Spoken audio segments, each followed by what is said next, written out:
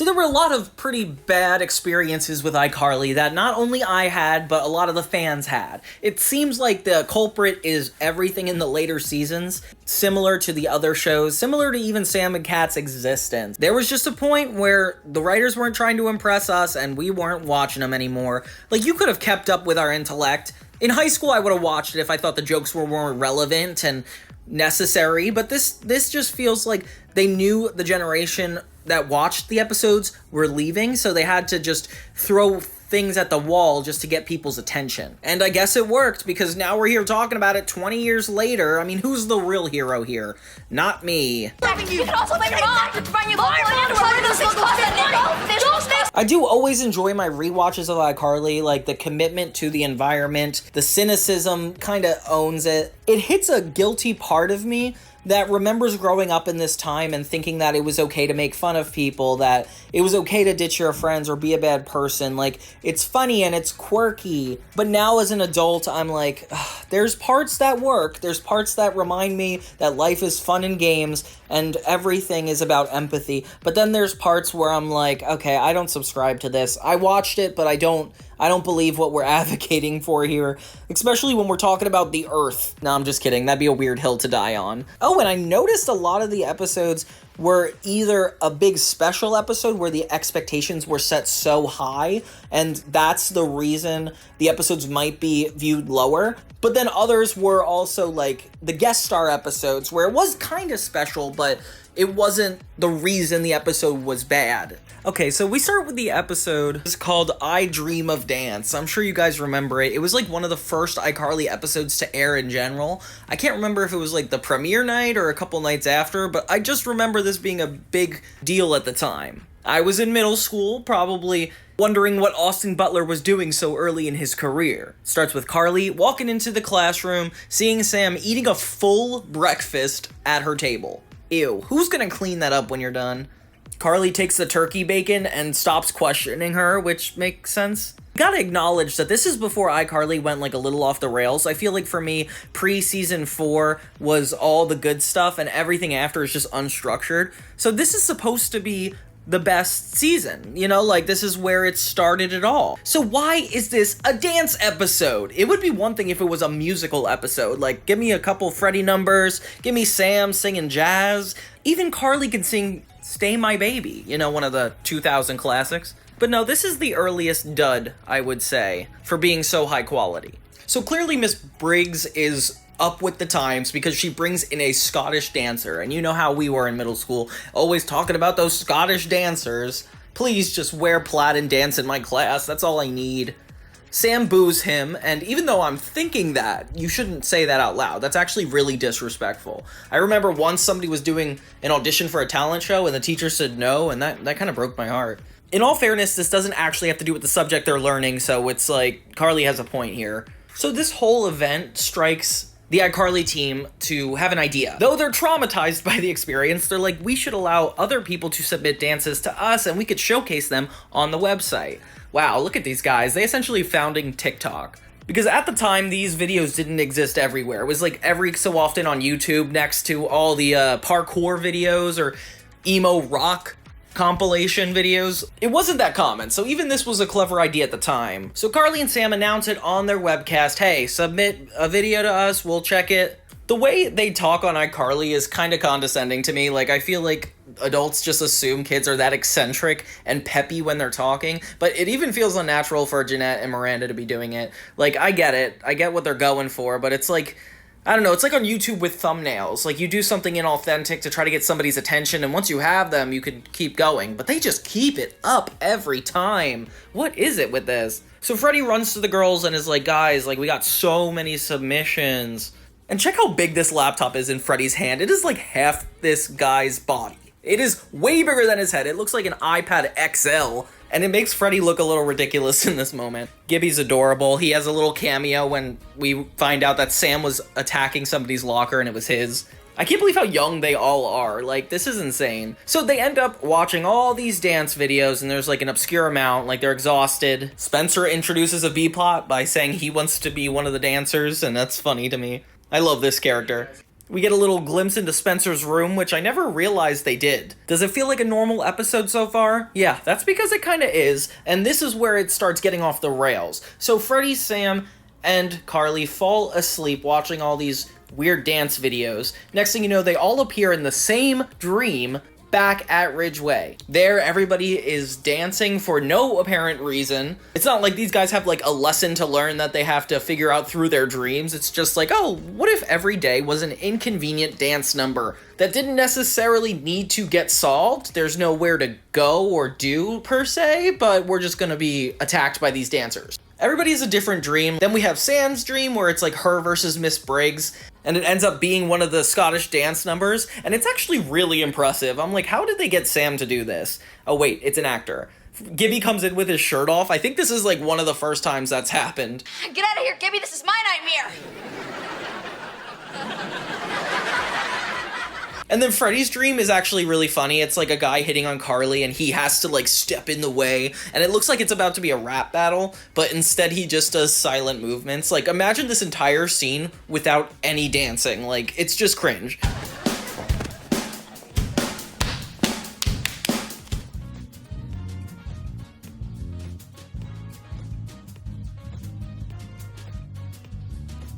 But it is kind of impressive. Like, it reminds me of High School Musical, The Boys Are Back, when they're dancing on those tires. And then we get Carly's dream. It's like her in a floral dress, which, by the way, I don't know, it's not my style. A bunch of handsome men in suits appear and dance with her. Again, what are we working toward? What is happening? Where's the episode going? Is the web show at stake or just the main character's sanity? If so, like, why isn't this I Lost My Mind with Sheldon Cooper? She wakes up from the dream finally, and it's Spencer trying to make his dance video for them like he said he would, and we didn't really see much into it, but he ends up having the exact dream Carly did.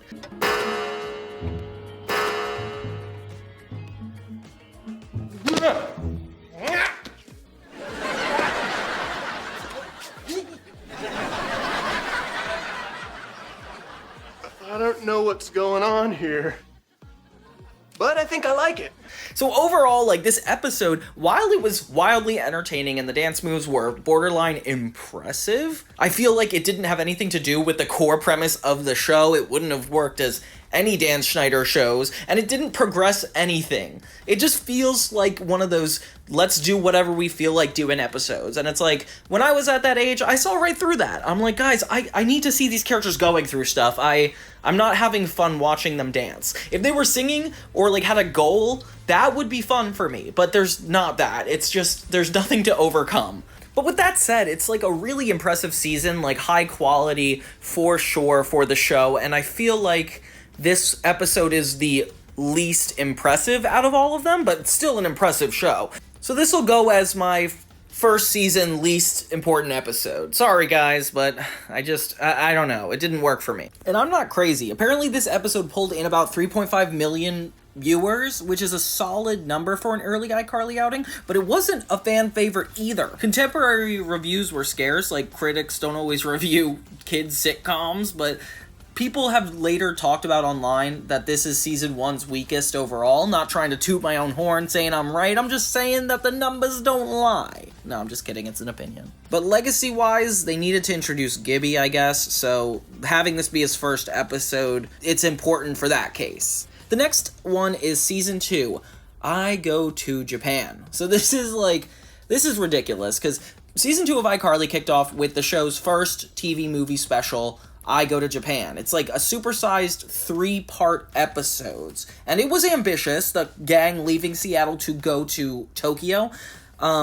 And on paper it sounds epic, like Carly, Sam, and Freddy going on this big adventure to another place. Like, that's all fine and well. The idea that they, like, created a fake Japan already is a bad one, and they definitely didn't do any research on the appropriate way to go about this. Did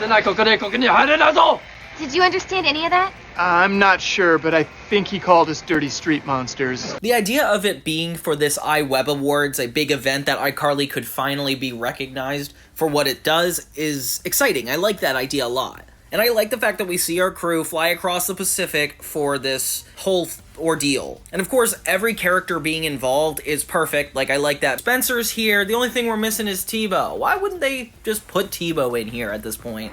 And it's one of those episodes where it's like everything that can go wrong does go wrong. The first class tickets get traded for sketchy seats in a cargo plane, which leads to them meeting this random man with a possum, and they have to emergency parachute jump into Japan. And once they're there, Carly and the friends, they fall for this rival group that's trying to trick them. Yoko and Yuki, who have like their own competitive few extra towels and some unscented toilet paper. They don't work here, crazy. web show, and they basically lead them astray. It's weird because it makes Japan look like it's this scary, sketchy place, and if you ever wanted to go, you'll probably have to get on a cargo plane, jump out, and then nobody there is trustworthy. I mean, I know they're not trying to make a point about all this, but it's just fun to view in retrospect, you know? Spencer and Mrs. Benson have this whole side plot about taking a seaweed spa day. Oh, what are you doing? I'm eating!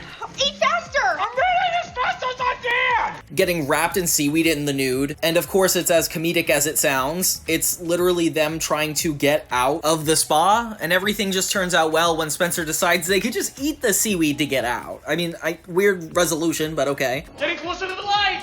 There! I can touch it! Good! Can you get out? I think so!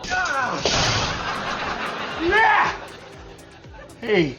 All ends well. I'm not sure if this is a spoiler for being so long later, but the gang reunites in time for the chaotic award show showdown, and then they get this whole karate chop antic on stage. It's like a roller coaster of emotions. It's definitely pegged as one of the series' worst.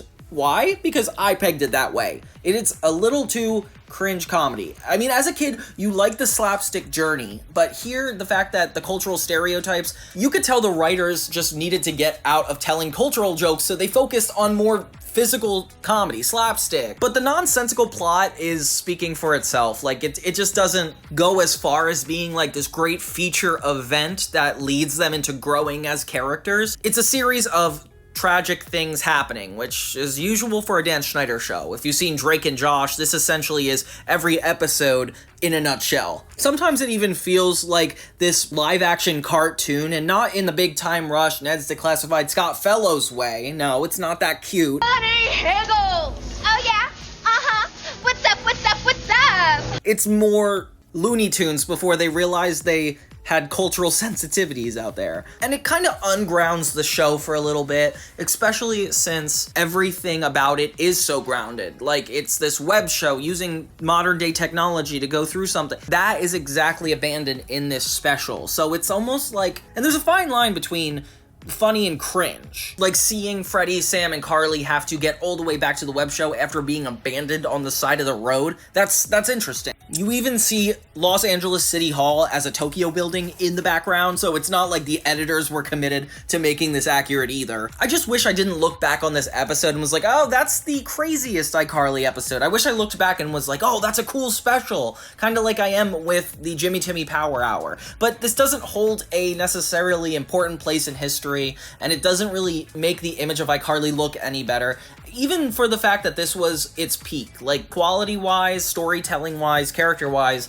they did everything right. So having this little bump in the road, as you would say, it took me out of it. Oh my gosh, in one scene, Carly's team is literally stuck in a hole in rural Japan. Despite the fact I hate this so much, the I Go to Japan episode drew in 7.6 million viewers, and that's like one of the highest rated iCarly broadcasts to date. Kids were excited to see the webcasters go on this international adventure, and since we didn't have a lot of online presence at the time to fact check any of this, it definitely didn't suffer at the time. It's more so like in retrospect, this was not such a great episode. I do think it's relied on the fact it's a spectacle to get away from the storytelling. Like, there's such high production value either because of a guest star or because of a current location that they almost expect the audience to forgive a little bit more than they're used to forgiving. Because I don't forgive this anymore. But you know what? It's a TV movie. They have to have a reason to do it, I guess, is if I'm coming up with any excuse for them. So I'm not gonna harp on it any longer. While some categorize this as a TV movie, I also had a backup episode planned just in case it it doesn't feel like it could be a part of the video. So I put also I Go Nuclear from season 2, and this is just out of left field, I feel like. Like when they have an eco-friendly or Earth Day themed episode, I get a little hesitant because it's not like we have like a lot of traditions. When we do episodes about holidays that aren't necessarily holidays, it feels like very, very Western culture-y. What happened to you? What happened? I tried to make an electric scooter to cut down on the need for gasoline-powered transportation. I mean, it's funny because it all happens in an ironic way, like Carly Shay nearly committing environmental felony. And I don't know, it's just so crazy. You're a criminal. What? So the plot is that there's Green Week at school and Carly has to help create a project that benefits the environment. So our girl Carly, eager to impress and procrastinating, builds an electric scooter, and it's a bust. The thing goes 4 miles per hour, spontaneously catches on fire. It's kind of crazy. It even reminds me of like a Victorious out-of-the-box gag. She gets a weekend extension to do a little bit better, and she enlists a cute science geek named Cal to help her build a generator to power the iCarly studio, which is a really cool concept. I love that they're able to wrap the web show into the narrative and somehow make a green, eco-friendly episode without being too preachy. It's very grounded in that sense. In Zoey 101, Miranda Cosgrove makes an appearance, and she's like this scientific genius, even like challenging Quinn from the main cast. And the plot is that they found a way to also use an eco-friendly generator to power the entire campus of PCA, which is funny because I never realized how close in nature these two episode plot lines are, with Miranda Cosgrove playing the girl as the main character. It's just funny to me. Because they also end similarly. Like, Carly runs this nuclear reactor to light up some Christmas lights. She ends up getting an A+, but the government shuts everything down because it's against the law for a teenager to have a uranium-powered generator in her apartment. How is Cal getting this uranium? What does Cal do in his daily life that makes this something he was able to accomplish? I mean, they're 14, 15. So moral of the story is don't do too much research when you're doing your eco-friendly project. I don't really know why this episode needed to happen. I feel like if, gun to my head, I had to choose 5 episodes of iCarly to take off the existence of the planet, this would be one of them. But I really hope you guys don't do that. Please don't do that to me. And the threat of her having to go on this root and berry retreat as a punishment isn't that dramatic. Like, I don't see her actually being harmed for it, so like, I don't mind if this doesn't work out for her. And of course we get a teacher that I'm not really used to seeing here. Like, I don't know why he just comes in for this episode. I mean, it was probably before they decided, like, everybody that was a mainstay on iCarly versus, like, not. The B-plot's not as interesting. It's like Freddie and Sam building this labor-intensive composting project, with Sam doing nothing to contribute to it, which is not that surprising. And then Freddie ends up getting a D- and Sam gets an A for essentially doing nothing. Yeah, it's one of those kind of episodes. Bravo! Bravo, Sam! No! And if you're thinking, it sounds a little mean-spirited, you're right. I Go Nuclear is infamous for its unpleasant tone and nonsensible message. Like, I saw fans online call it out for being one of the worst episodes of the whole series. And Carly casually building a nuclear generator in a kid's sitcom? That's already bizarre. It's a wild plot, even for iCarly standards. And that's saying something. Viewers had to seriously suspend their disbelief, even if we couldn't. And the second is the tone. Carly and Freddie, who work hard on these projects, get screwed over while Sam slacks off and gets rewarded. It's very cynical, and the vibe is just giving me mixed messages. Like, I feel weird about showing this to my son or daughter.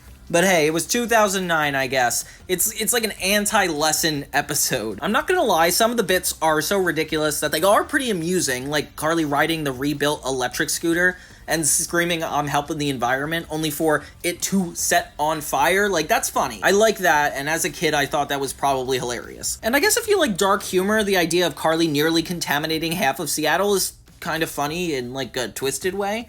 Either way, the amusing bits don't really save the episodes. They just give me a reason to explain why I wasted 20 minutes of my time. And the moral lesson, trying too hard makes you lose.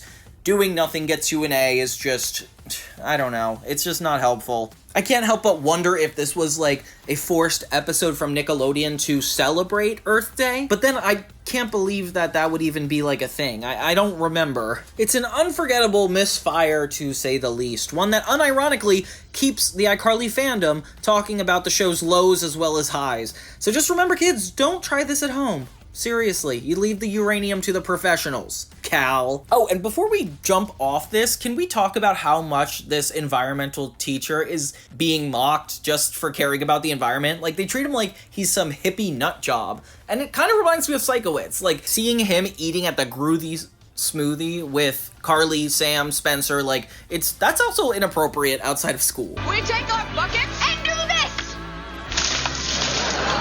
So season 3 of iCarly had some fan favorite storylines, like the Carly, Sam, Freddie love triangle, but it also gave us iSpace Out, an episode that promised an out-of-the-world experience and ended up in a crash landing. The concept is straight from a wild kid's imagination. An eccentric billionaire recruits Carly, Freddie, and Sam to compete for a chance to host the first web show broadcast from outer space. You know that thing that Katy Perry was trying to do recently? Yeah, that's exactly what they were trying to do. That's right, iCarly in space. Doesn't it sound like amazing? Initially, the gang is excited and undergoes a series of astronaut training tests, and they do fine in a series, and there's like a bunch of obstacle courses and zero-G simulations. I feel like this would have done better as even a Big Brother type challenge. But where they find real trouble is when they get the last assignment, which is to spend 36 hours in a mock space capsule to test if they can handle the confinement. And of course, things go very wrong. It's notably one of the episodes where we were actually introduced to one of Carly's fears, which is funny because it's season 3, and she's afraid of enclosed spaces, something that might actually just come up one more time. After cooped up together, Carly, Sam, and Freddie succumb to space madness, this delirious, drunk-like state where they're essentially scared and irritable. I knew it. You smuggled a brisket here? Have some green corn. Freddie starts babbling, and Carly notably has a full-on panic attack. She freaks out so badly that they actually smash the capsule window to escape, disqualifying iCarly and the crew from the space, which, wow, that was quick. So much for boldly going where no webcast has gone before. And then in the bizarre subplot, Spencer is at home experimenting his own psychological thriller, and he keeps encountering a mystery little girl in their apartment. The child appears randomly, doesn't speak, and vanishes before everybody else sees her. It almost feels like a plot taken exactly from Drake and Josh.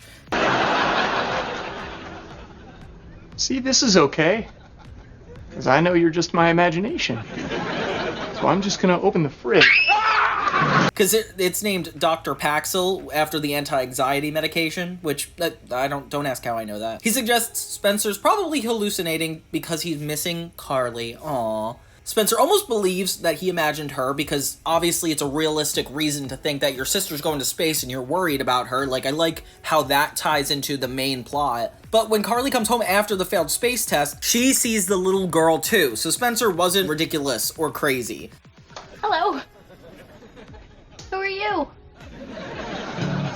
But why do I dislike this episode? One, I thought it was a 2-part special, which is crazy. The marketing hyped it up so much to seem like this big event, but it's really a half hour with the idea of going to space and not actually doing it. It's like when you see a YouTube thumbnail of a really cool image, like Mr. Beast or something, and you're like, I want to see him actually do that. And then you watch the video and it's nothing like that. It's called being catfished, people. But the fact that they ultimately never even left the ground, it feels like the episode sets up a fun scenario, like in astronaut training, only to use it as a joke, like Three Stooges style. It's like, it's just one long bit. And then, of course, Carly's sudden claustrophobic meltdown is just for laughs. It's supposed to be like the climactic, humorous moment in all of this, and it's kind of making me feel bad because I don't want to see her not well. It could have been comedic gold, but it had such a weak execution, and the space madness antics would have been really funny if it actually mattered in the end. If anything, the B-plot saves it from being like a horrible, horrible episode. Like, I like the fact that Spencer almost cares that Carly's missing. It makes me enjoy it a little bit more, and it's a little funny to watch him think that he's hallucinating. I did like the training montage. It was definitely a little funny. Seeing Freddie and Sam bicker mid-gravity is also, like, hilarious. How crazy would it have been if they were dating at this time? Like, you saw the chaos they had in their relationship. Imagine it was in space. Freddie and Sam in space! Arguing. So no stopping. But wait, one question. What? Why are you so stupid? Carly? Sam, I'm curious. Go. I feel like I've seen this in old sci-fi tropes, the idea of somebody going to space madness. But Carly definitely doesn't act it super normal. Like, you could tell this actress has never been through something like space madness. I'm now realizing how crazy that sounds out loud. None of us have been through space madness. Oh, and the ending, being like in the middle of the hardcore training and just having them break a window and that's where it ends, it almost takes me out of the most exciting parts I was looking forward to for a special like that. And I just remember being a kid, when it was 7:30, it was like, oh cool, time for the second part. But it was like, nope, that was the whole episode. And now SpongeBob. Yeah. Rip off. iCarly should be building momentum, getting better. I wanted to believe they would go to space because of how popular they were getting. It's something a rich person would do. But you know what? You let us on. iCarly, you let us on. Okay, season 3 is an interesting one. We have I Do. Now, this is the season where Carly switched her room. The season where I don't know how we figured out what season 2 was. Just 39 episodes of confusion. But this is season 3. And in the episode, it's about this guy that wants to propose with iCarly as the platform he proposes to her on. Here's my situation. I want to get married. Well, I'm still in high school. Right. Super funny, super funny. So yeah, Freddie and the girls are excited. They finally get to do their first proposal over the webcast. I like that we're actually expanding into bigger deals of things for the iCarly crew.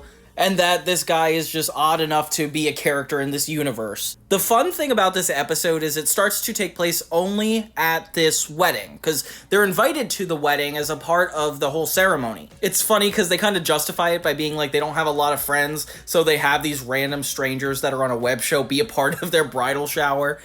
Freddie, you could be my best man!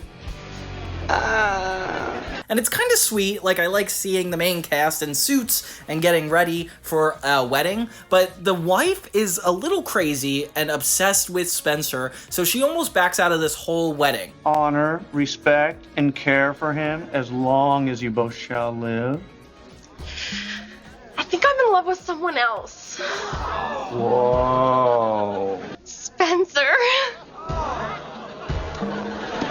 Spencer isn't even into the idea. There's no romantic connection at all, and this woman is just ready to jump ship. So I'm not really following her plotline or caring that her wedding goes well. Like, I wish Carly saw there was like a good spot in her, or maybe Spencer actually had feelings for her, but it just kind of goes off the walls for no reason. And if you know me, you know I hate random musical numbers that are out of context. Yeah, Miranda Cosgrove sings in this episode. She sings in iParty with Victorious, but that's an event episode. I feel like it's just weird because iCarly has never had her sing, and this is the one time they did, and it didn't really lead to anything. It just kind of brought everybody together by the end of the episode. It kind of reminds me of the Drake and Josh episode where they're all stuck in the house in the storm, and Helen sings "We Will Rock You" to get everybody cheering up. This episode does have like a successful conclusion, along with the full wedding, but it doesn't really go above production standards. And I just don't like the attitude of everybody in the wedding party. Like, it seems like nobody else cares for these kids and blame iCarly for everything that kind of goes wrong. Gordon, I invite you guys to my wedding. I pay for your plane rides, and you go and steal my honey. And Carly resolving this whole adult mess with a heartfelt performance even stretches sitcom logic. But it's definitely worth watching for Spencer's reactions. Like, it's hard. He's such a funny character, so it's not like the writing had to be good for this. Just throwing him in the situations and having him react is half the jokes. But this episode is actually pretty plot heavy, which is weird. It's too much plot to be laughing the whole time, and yet there's too many wild and wacky jokes that make it hard to follow the plot. So it's almost like it's shooting itself on both accounts. Carly's motives to fix this whole wedding are not even rooted in something genuine. I feel like she's just trying to get out of an uncomfortable situation. It's not like the webcast is at stake. It's not like anybody's reputation's on the line. It's just like low stakes and high laughs. I don't know. It's still a fun watch. I feel like it was leaning away from when iCarly was at its best, but they got me with the premise. Like, I love the idea of a wedding type episode. I just feel like they kind of wasted it. They definitely wasted this idea. It started out interesting in the beginning of the episode, and it went too far, as iCarly will do often. I'm not sure if you guys even remember this song Carly performs. Like, maybe there's mega fans of iCarly that can tell me what this is, but for now, I'm just gonna write this off. Okay, for season 5, we had a lot in the running, but I'm gonna give this hands down to iStill Psycho Parts 1 and 2. Yeah, another special. Something about iCarly is when they're given a 1-hour special, they choose to go nuts with it. Or in this case, a sequel to going nuts with it, going double nuts with it. I'm kind of in the middle of a lunch date with Cassie. I don't know, Kathy. Of course, we bring back Nora Dershlit, this clingy, karaoke-obsessed fan who once kidnapped Carly and her crew in the basement. And she's up for parole. Despite Sam and Freddie actually wanting to let her go to prison, Carly is essentially trying to be a good person and be like, no, it's not fair. I want to see the good in people, which, you know, only comes out when it's convenient for the writers. And it's really kind of crazy how pathetic her life is, because her parents are like, oh, we're not gonna love her after this. I guess it'll just be me, my mom, and my dad. Sorry, I can't make it, baby. Why not? I want to go camping alone tonight. So Sam, Freddie, and Carly start to see that their impact is actually going to ruin somebody's life. So they kind of cowered out of pressing any charges for when they, I don't know, kidnapped them? By the way, I feel like kids shouldn't advocate for themselves in this situation. Like, they were kidnapped. And even more irresponsibly, in a really annoying episode. They essentially copy and pasted this premise into this whole new special with a little bit of a different beginning and ending. I wish they called this iNora 2.0, because it's mainly her episode, and she's a really funny character. I feel like the actress does a good job at playing crazy, but it goes off the rails a little too much, almost to the point of like kind of mocking mental health or what it's like to be weird and different, with our heroes being the epitome of normal. Like, I feel like it's a weird moral issue here. And since the crew feels so bad for her, they end up going to her house to be a part of the party. Which, guys, okay, everything from here on out is kind of your fault. Like, it's one thing to show up and defend her, but are you really gonna take the extra step to go back to her house? So it seems like really normal, but it's still kind of awkward. And they're trying to find a way out of this experience. I don't know why they can't commit to doing something nice for somebody. They have to pretend they actually wanted to be here. I wish they just committed to, like, did you want her free or not, guys? And of course, they have to make fun of whatever culture they made up Nora to be by having Norwegian liver balls at this party, and it's really disturbing. Things go haywire when Spencer shows up trying to take the kids back home, and the mom tricks him into the basement where she ties him up to a spinning wheel. Carly! Spencer! Help! Help me! I'm on a wheel! And this is just going a little bit overboard. It's not like people coming up with this last minute idea to, like, take these kids in and trap them. Like, you had to have had an entire wheel built in order to trap Spencer. So this must have been thought out somehow. It only makes it a little bit scarier. I don't know how else they could communicate the fact that these people are crazy. So yeah, Spencer's tied up to this thing and is rotating almost the whole episode. And it's kind of like a little torture sequence. It kind of reminds me of Saw, like the Saw movies. But this episode of iCarly would be a really funny escape room idea, don't you think? Nora goes haywire, stops every exit, and manages to trap the kids in her living room this time. It bothers me the whole time how Nora doesn't expect them to escape. She's somehow keeping them in, and I don't know why she's stupid enough to think that they wouldn't outsmart her this time. Although she does a good job at trying to fit security so they can't get out, but not enough that, like, they're able to stay. They trick Gibby into going up the chimney to try to get help, and he gets stuck there. Fresh air, baby. Now I gotta get to the cops. And then Crazy Nora's gonna find herself back in prison where she...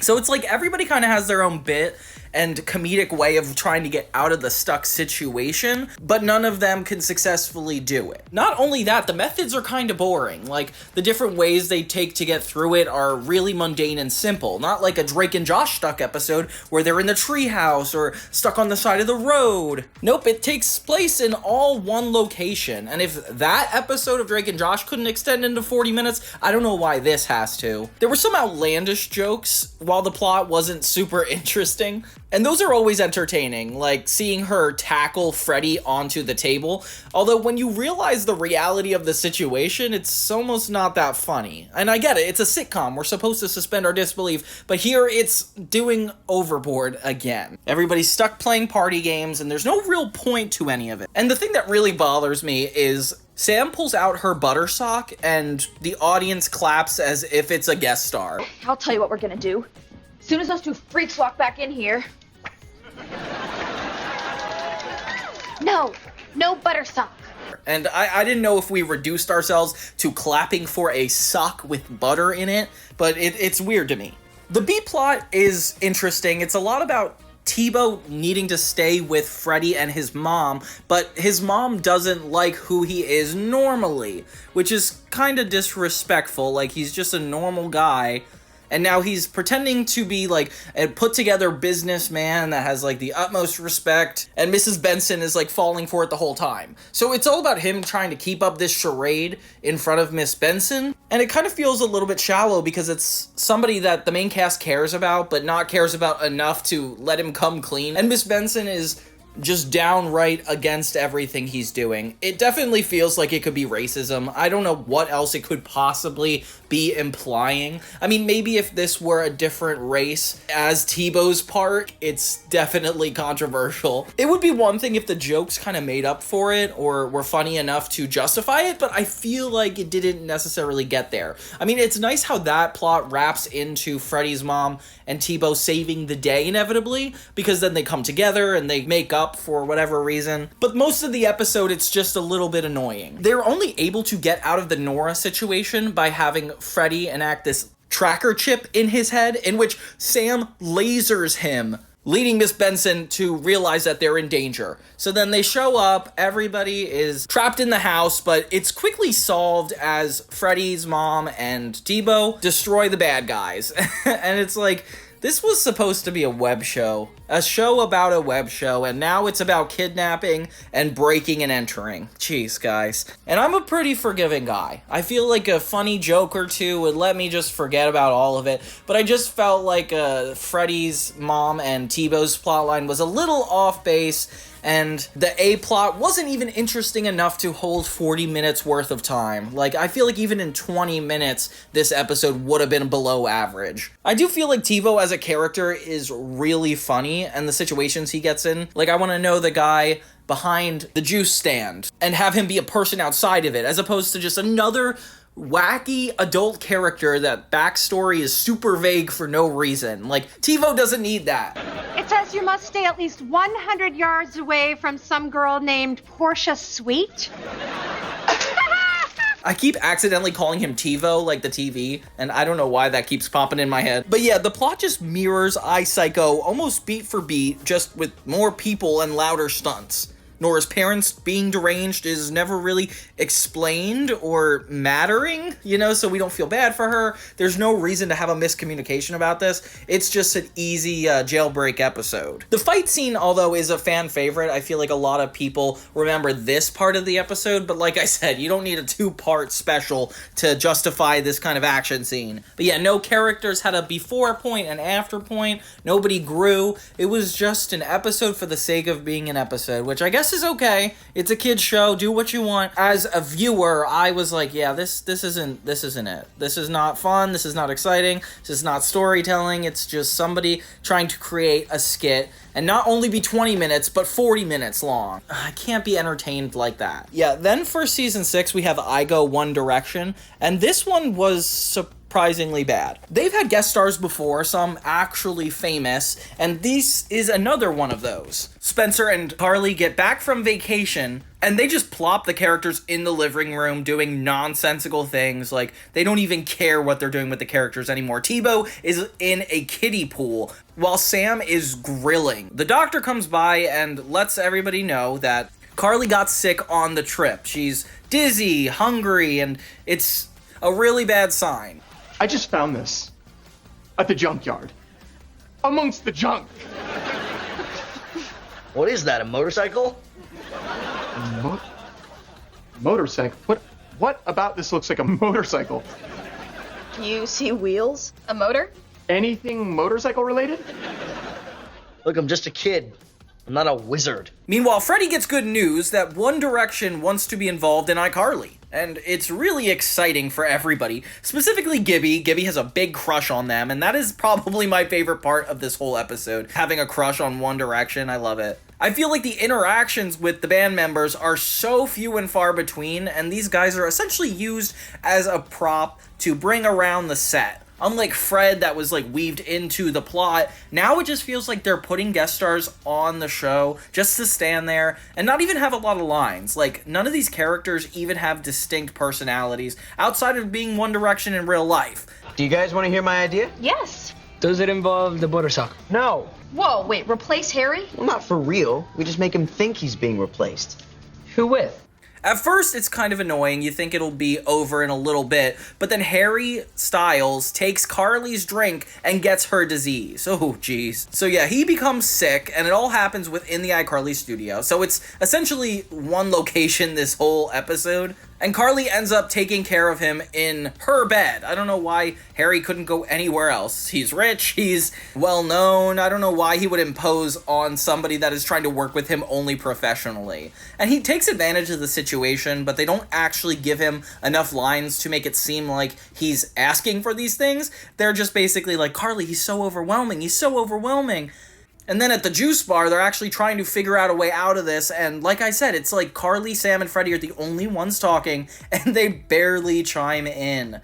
They get involved in the next scene, though, with them convincing Harry that they are going to move on without him. The most annoying part of this episode for me is that Harry immediately removes Gibby and is like, no, I want to be the singer. And it kind of just ends there. Like, I would have loved to see him be sick earlier, and then maybe Gibby takes over One Direction. It's more than just a single dance rehearsal. And they have to essentially trick Harry into admitting he wasn't sick. But it's none of that. It literally is like, let's do this thing to Harry. It changes in one scene, and then the final 3 minutes is a music video of them just singing on the iCarly set. No personalities, no actual payoff to the plot. It's not like anything is changing. You could turn this episode off at the 18-minute mark, and you will have seen it all. I feel like early iCarly that's not lazy, would have done it more impressively. Like I said, maybe Harry would be sick for longer, maybe the boys would take a more active role in the episode.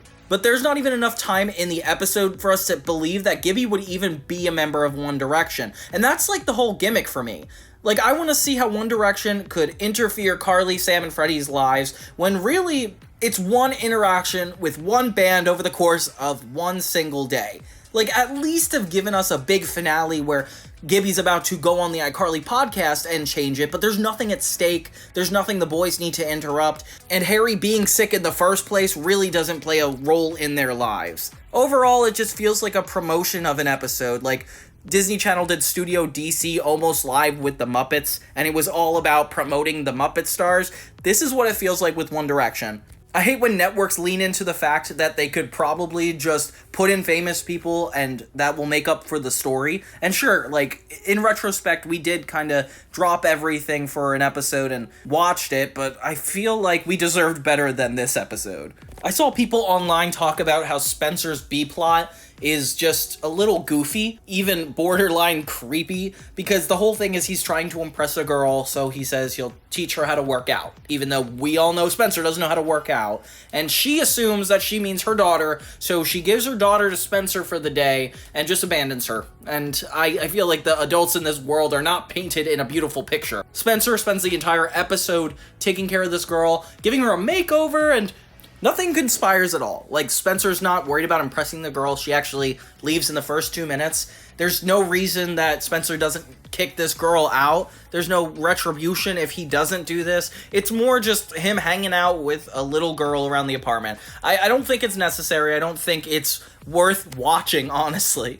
But I gotta admit, the Gibby jokes were 1000% worth it. I would watch this episode just to see Gibby fangirl over One Direction. That is all. One Direction is definitely the worst episode of all, and I don't even not like One Direction. Like, I do genuinely like them. I just feel like they tried to take themselves too seriously, and then the acting of the boys just got in the way, and I couldn't excuse all of that just because it was a boy band. You could tell it's a marketing ploy just because they wanted us to watch it, and I was already out of teen TV at that point in my life, so I don't know why anybody would think I would go back to watch this Australian boy band. So in order to not feel like I have a huge ego, I did want to go over some information I found about fans' reactions to the worst episodes ever. And let's see if any of ours match up. I want to see if we're on the same page. So let's go over 6, because there's 6 seasons of iCarly, of the worst episodes other people put.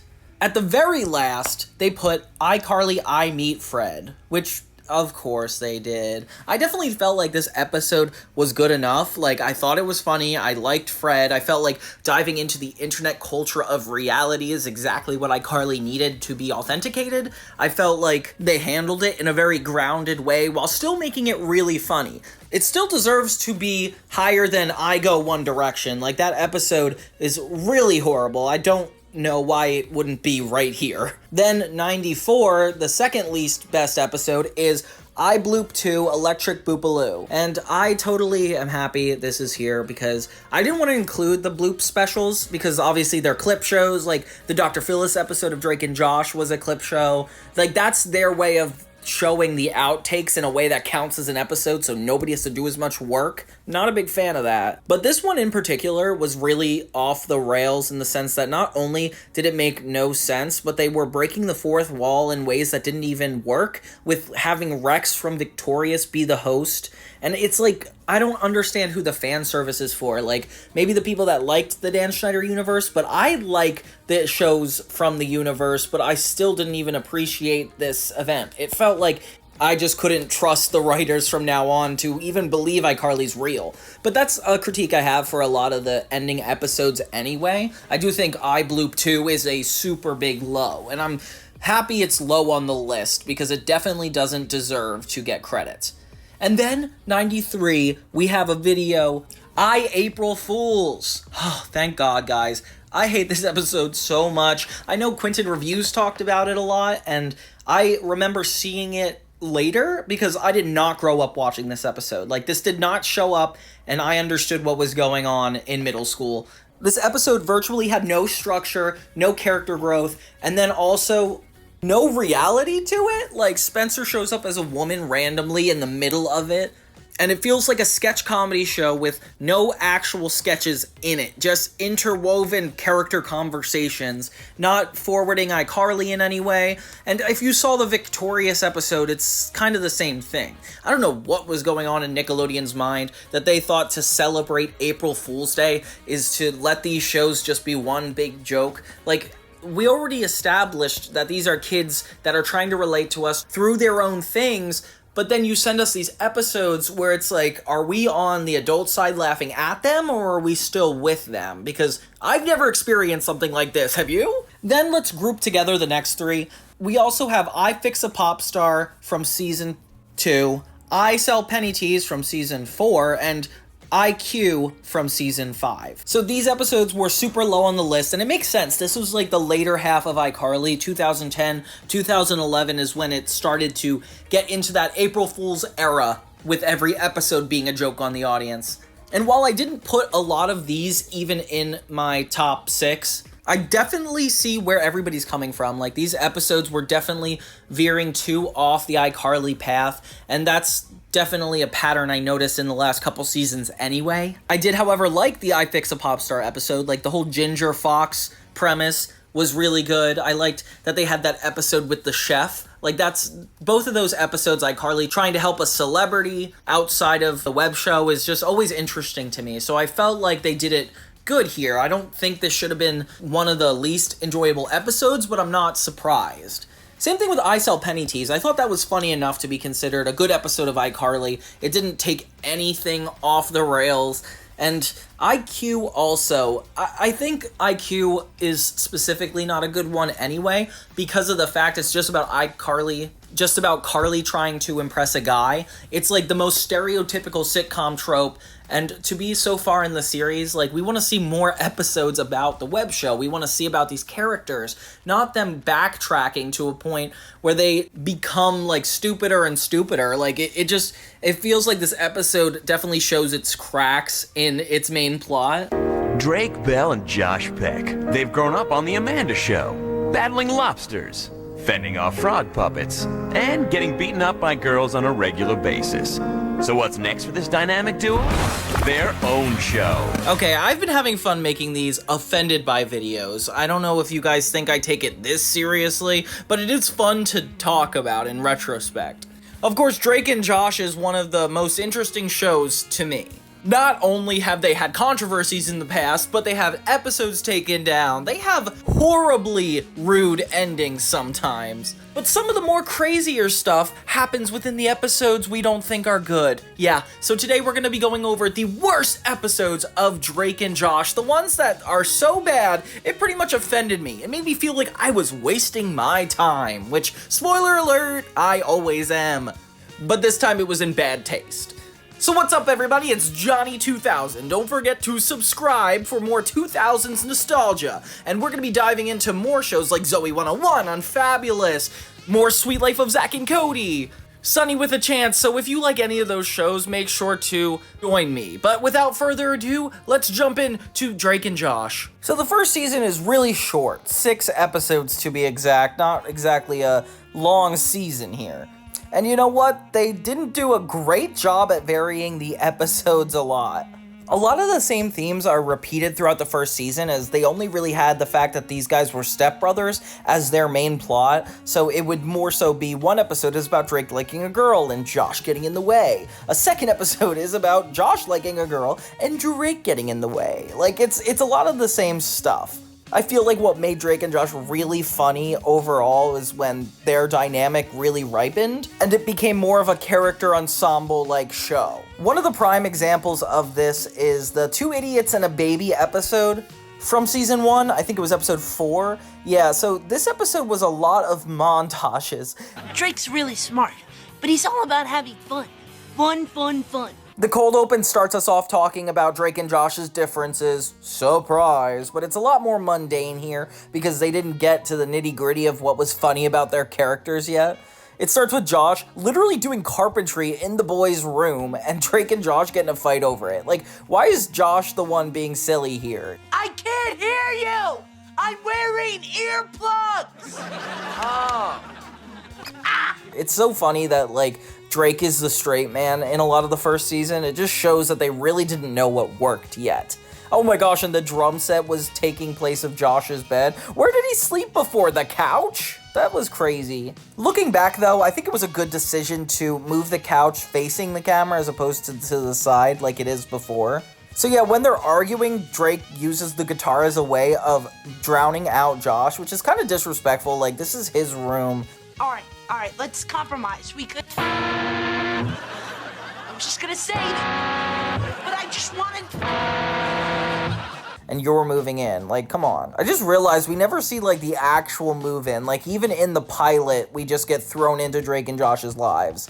Oh my gosh, and Megan is so young in this episode. The only thing she really does is try to chop Josh's hair off when he's not looking. So I guess her pranks were a little bit more physical than it is actually like mental or psychological, which she's known for in the later seasons. Megan, you bring up that saw right now. No, I'm gonna go get a snow cone.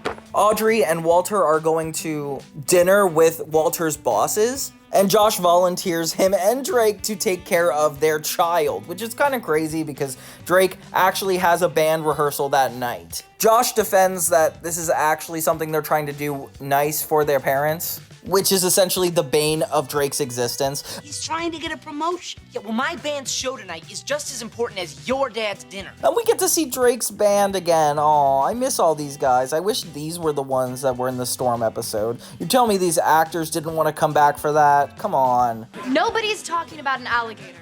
Well, maybe somebody'd better start before it's too late. So yeah, of course Drake and Josh don't know how to take care of a baby. It reminds me of Baby's Day Off in the sense that it's event after event of the baby getting into danger because of Drake and Josh, and it's definitely a stressful episode if you care about children. We get a sense of Megan's deviousness a lot in this episode as she's definitely working against the boys. But yeah, like I said, it's just annoying with all the montages they use. The transitions are a little weird too. They like pop through so quick with these arrows, and I just can't tell how much of this was scripted because it looks like they just improv'd a lot of this episode. Some of the shots don't even seem like natural for Drake and Josh. I do like it though when Drake hits Josh over the head. Them fighting is definitely really funny up in the earlier seasons. Like, I feel like that's the one thing they've kept. But earlier on, this was also a little bit more physical. Like, it's more Drake and Josh doing slapstick comedy as opposed to really funny back and forth banter.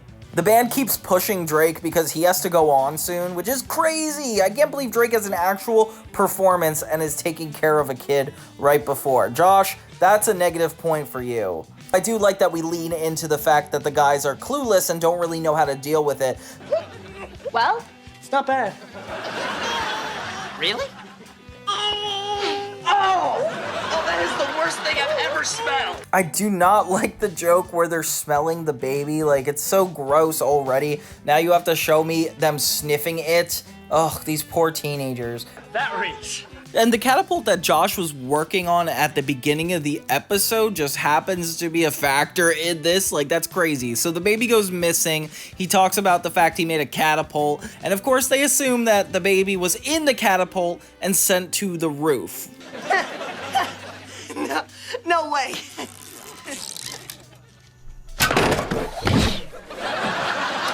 You see what I'm saying when I was talking about Baby's Day Out vibes? The concern is definitely real, and the stakes are a little too high for what I would consider a Drake and Josh plot. I like how they simplified it and had Drake and Josh getting into situations that were a little bit more against them in the sense that it pitted them against each other as opposed to them trying to get this goal. So this incident of actually, I don't know, losing the baby forces Josh to call Drake, who's actually about to go perform.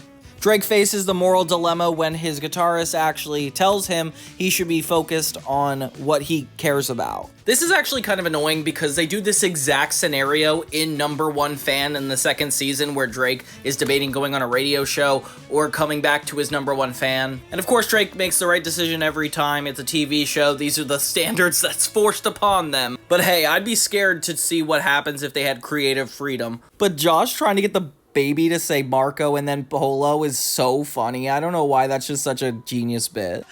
I'm running all over the house. The baby won't say Polo. We do get to see the side of Drake and Josh's house, which is funny because I feel like the worst episodes just happen to feature things that are new or exciting, which is funny because it's like, of course you guys couldn't cling to the script. You had to just give us some lore. Josh impersonates the baby, which I think is genius, but also not even in his character comedy. I feel like this character isn't the funniest at that stuff.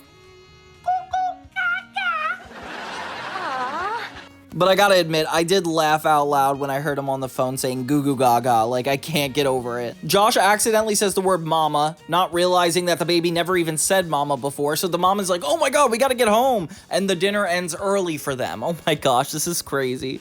Josh ends up falling off the ladder and dangling from gutters, which is the perfect time for Drake to come to his senses and actually come home. I do think it's cool for his character to lie that his gig got canceled just to show that he actually wanted to help take care of the baby. Like, it definitely makes him look like a better person. Although, I've never seen Drake look this concerned or serious as a character. I feel like he just gets stupider and stupider as the show goes on.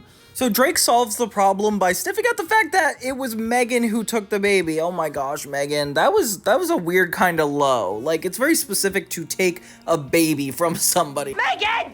Megan! Megan! Megan!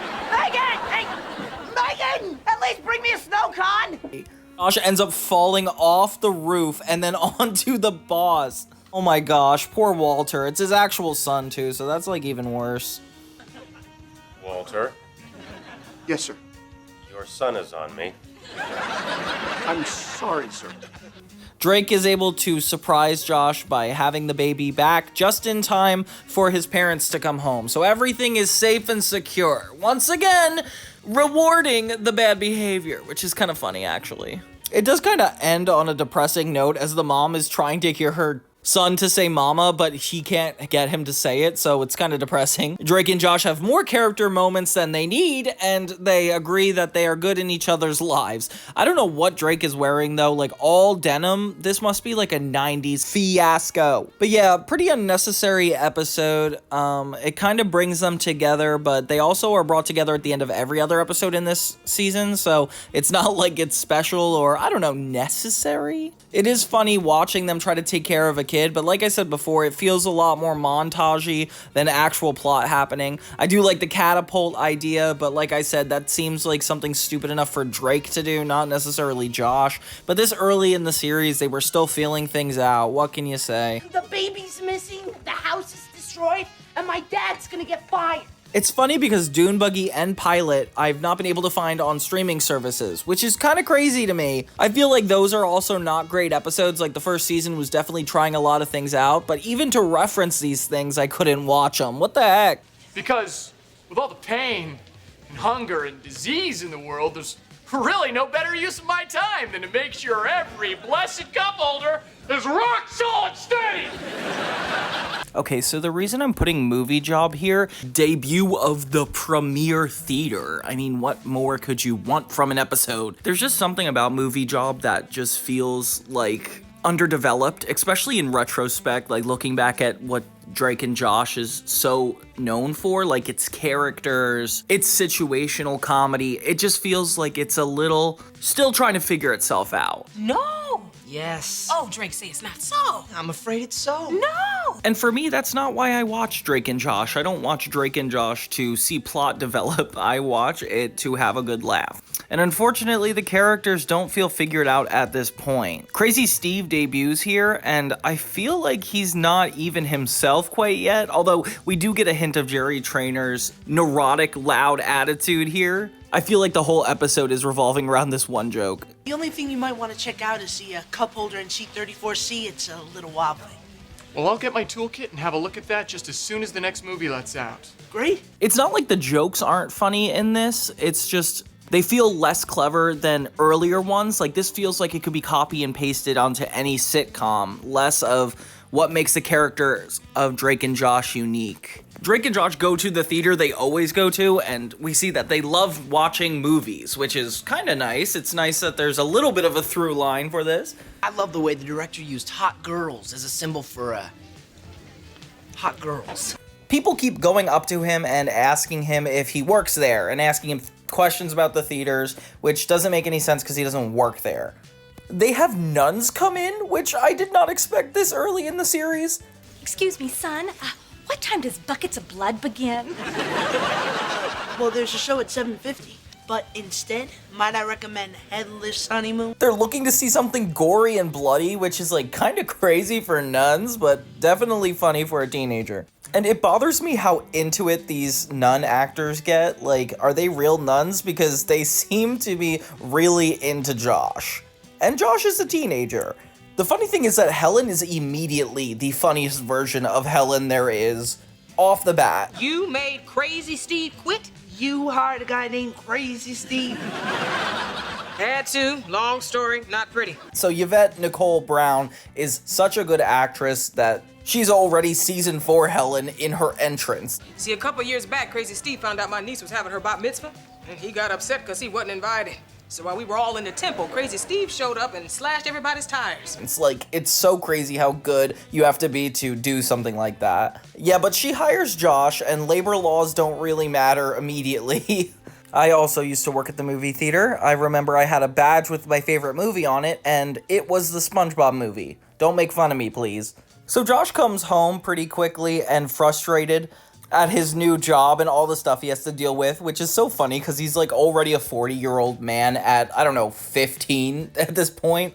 He really wants to be the assistant manager and trade in his red vest for a gold one, which is actually kind of funny because it takes like 3 seasons and a finale for that to actually happen, but I don't want to break it to him here. I feel like he's getting too into it. Let him enjoy this. He's got the new iBot phone, and already the show has dated itself. I got paid yesterday.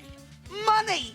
Drake only is interested when he talks about the prospect of making so much money, and then, of course, as kids, we're like, wow, I guess having a job is the dream job. Whoa, ironic, right? This episode also begins the long-running joke of Drake insisting that he has access to all the perks that Josh does, which is kind of crazy. I feel like I would be too scared to say no to my brother in this scenario, especially if it's like a new job and he's asking for perks. Like, what am I supposed to do about that? Drake admits that he wants a job too because he is out of cash and he can't afford his dates anymore, which is so funny that that's the reason all of this starts. Drake says that he could just work at the premiere, and if I were Josh, I'd be really angry, and I'd be like, what makes you think that's gonna happen? Like, you're not entitled to a job. Don't get your hopes up. She's really tough, and it's not like she just hands out jobs.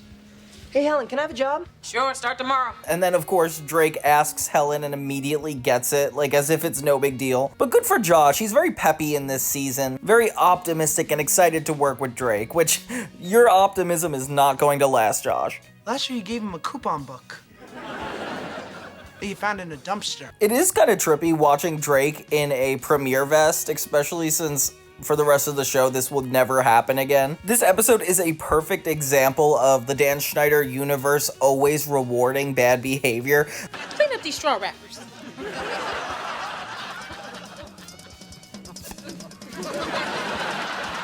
Like, this whole episode is Drake talking his way out of issues and ending up rewarded for it. Like, these little girls go into an R-rated movie, it's Megan and her friends, and Drake justifies why. PG-13 is actually PG-9. I know, metrics. So, I didn't want to create an international incident. Smart. With Helen only getting him, like, promotion after promotion following this event. Josh is, like, the only one that's, like, realizing how messed up this is, and I feel like it's the beginning of Josh's, like, utter resentment toward Drake. I know we're only in the 2nd season, but, like, what else could this possibly be? I feel like if it wasn't for Josh's dramatic, repetitive outbursts, this episode wouldn't even be interesting. And of course, Drake gets promoted up to the gold sash, something that Josh was never able to do. Helen keeps looking at Josh as if she doesn't know who he is, which, Helen, there is like less than like 3 employees at this place. You can't even remember Josh, like the one that's in the lobby. Come on, Helen. Josh ends up taking a jar of honey and, correct me if I'm wrong, Tyrannosaurus Rex, and he makes them talk to each other. We have a gold vest for you right here. Why, it's just my size. Fantasizing about getting a promotion. Of course, there's this father-son talk, which never really happens in the later seasons, but I like it when Walter's attempting to connect with his son. I feel like it's really genuine, and it connects us to him being a newscaster. I feel like it's one of the earlier times we even know he does that. Josh takes away from the conversation that he needs to do something to impress Helen, inspiring him to do a little giveaway. And I don't know if you guys remember this, but this is kind of an iconic moment. Basically, Josh puts a bunch of popcorn buckets on the counter, and one of them has a gold ball. When he tells everybody in the premiere about it, it causes a giant, chaotic mess. Now, if everyone will please form an orderly line, I would be happy to give you all the... You gotta admit, though, this is such an iconic moment, and it's so funny watching everybody straightforward beat up each other as this is going on. And listen to Drake watching, like, he has to be the straight man in this scenario. I can't believe that Drake is pushed to actually do something responsible, like tell Josh this is stupid. But that's all he does. He doesn't like take an active action to do anything about it. He just watches the fight go down. And as people are taken out on gurneys and the entire floor is covered in popcorn, Josh is pretty much screwed at this point. So he has to go to Helen, admit what he did, and immediately get fired. But wait, Drake comes in and actually has a big heart in this episode. He decides to save the day by taking the fall for the popcorn incident. It says right here in the corporate handbook, anytime the paramedics are called, someone must be fired. So Helen fires Drake, but he still somehow makes the episode genuine. And we end on Helen not even remembering Josh worked there in the first place. So does it even matter? No. And of course, we get rewarded for lying. This episode felt like kind of a waste of time. I mean, except for the fact it set up Crazy Steve, it set up the premiere, it set up Helen, and it set up Drake being the straight man for once. Is the cost worth the price? No. Of course, this is such a fun show. It's like hard to almost pick apart the things I think are negative because it's not going to be anything like Victorious or iCarly. But that's a good thing. There's nothing overtly offensive about any of this stuff. It's not really a negative episode. It's essentially a Josh-centric funny episode, but only he's the funny part. If we're talking about the second season though, I do have to shout out Little Diva. You know, the episode where Drake and Josh have to watch after a celebrity child, but then she ends up being knocked unconscious, so Drake and Josh have to take her to the premiere and actually make her give a speech. I just feel like the Weekend at Bernie's parody doesn't really sit well with fans, like especially me, somebody who never really watched that movie or knew about that joke. Like the concept of somebody being passed out but still needs to go through life as if they're not is funny, but like it's a little too dark funny than it is like outward funny. And I see a lot of people online also complain about it. I know it was definitely not one of the favorites, but that's probably why it's taken off some of these streaming services. We can't not talk about my boy Citrus though. I loved that character in this episode. It sucks when shows this good have episodes this bad because they're so swept under the rug because of how good the show is that we forget about even just the small moments that might have been funny. Like, this whole episode didn't need to be thrown out just because majority of the plot wasn't interesting or kind of creepy, honestly. But hey, then I guess the entire series of Victorious wouldn't even be around now, would it? Ooh, got him. But yeah, I talk more about this episode specifically in my Banned Drake and Josh episodes video. You guys should definitely check that out. And if you're in the mood to see something that isn't that interesting, definitely check out Little Diva from season 2. Oh wait, I would be crazy if I didn't talk about the Helen recasting. Yeah, they had a different actress play Helen for one episode of this show. Immediate negative 10 points, Drake and Josh. That's so stupid. Especially with my favorite bodyguard, Roxy from Hannah Montana. Yeah, that actress is the one from Hannah Montana. She's really good at what she does, and I honestly forgot that Helen was even replaced for a single episode. But this is big enough of an issue that you definitely could have got away with having the other character still there. Like, I don't know why Drake and Josh didn't think this would be a good character in the beginning of the series. Like, Helen in Movie Job was so funny. They should have known that they would need this specific actress time and time again if they wanted to keep the show funny, and I don't know what was going over their heads. Okay, so the first 2 seasons of Drake and Josh are out of the way. I feel like it's no secret that they are some of the least strongest episodes in the series. So now we're getting to the real Drake and Josh, the parts that me and you all grew up with watching new episodes one at a time, seasons 3 and 4. With season 3 specifically, right before the show got to super peak, there were 2 episodes that really started to bore me. Not just because they were basic plot lines or didn't necessarily have anything interesting going on, but they both kind of annoy me. So let's talk about them. So the next episode we have is Girl Power. So Drake wants to break up with his girlfriend Lucy after finding out that she possibly is tougher than he is. I'm not done with you. I beg to differ. Now you and your little hoodlum friends get out of my movie theater before I pop you like a zit. Move it! But he challenges her to a fight to prove that he is tougher than her. And I like this episode's premise because it's not a lot that we talk about gender norms anymore, but like the fact that Drake is falling into them and it's kind of a lesson about coming out of them, like this is what TV should be made for. Like, You weren't even looking, okay? Lucy is not tougher than you. Yeah, I guess he did kind of catch me off guard. Accidents like this, like misinterpretations of gender, like that's, like overcoming that is where real stories come in, and I'm happy they have episodes like this. Meanwhile, Josh tries to impress Mindy's parents so he can continue to date her. That flickering bulb is giving me a headache. Huh? Well, it's probably just Lucy. I could fix her. Now, who would like some chicken? He later organizes a dinner with all of them at his house to prove that he is a stand-up boyfriend, but it happens to fall under the same night that Drake and Lucy are planning on fighting. Drake, you know how hard it was for me to convince Mindy's parents to come here and have dinner, all right? This is my last chance to impress them, and if I don't, they're not gonna let me date Mindy anymore. So she's icky. It's normal that you see an episode with a guy challenging his bully to fight, but like a boyfriend and a girlfriend fight? Like, this is so weird. Josh is concerned that the fight will ruin his chances of impressing Mindy's parents, so he makes Drake and Lucy wrestle upstairs in the bedroom, where Megan is waiting to watch the fight with her groups of friends cheering them on, which is so funny. You can't throw us out. I charge these people $10 admission. You charge us $20 each. But during the dinner, Drake and Lucy wrestle their way into the living room during the dinner. Josh gets so upset about how Drake ruins his plans, he calls him out in the worst way it's ever been in the series so far. But it's understandable, like, Josh really cares for Mindy. All right.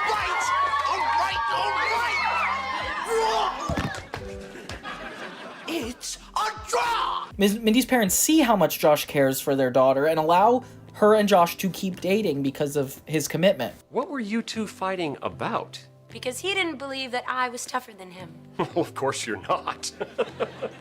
Huh? Physically, boys are genetically superior to girls. And then Mindy's dad asks Drake and Lucy why they were fighting, causing Mr. and Mrs. Crenshaw to fight each other and see who's tougher, which is super funny.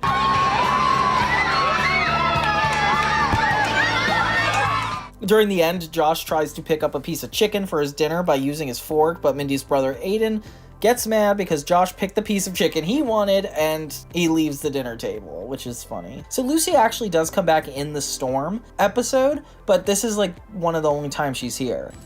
I just made a date to fight my girlfriend.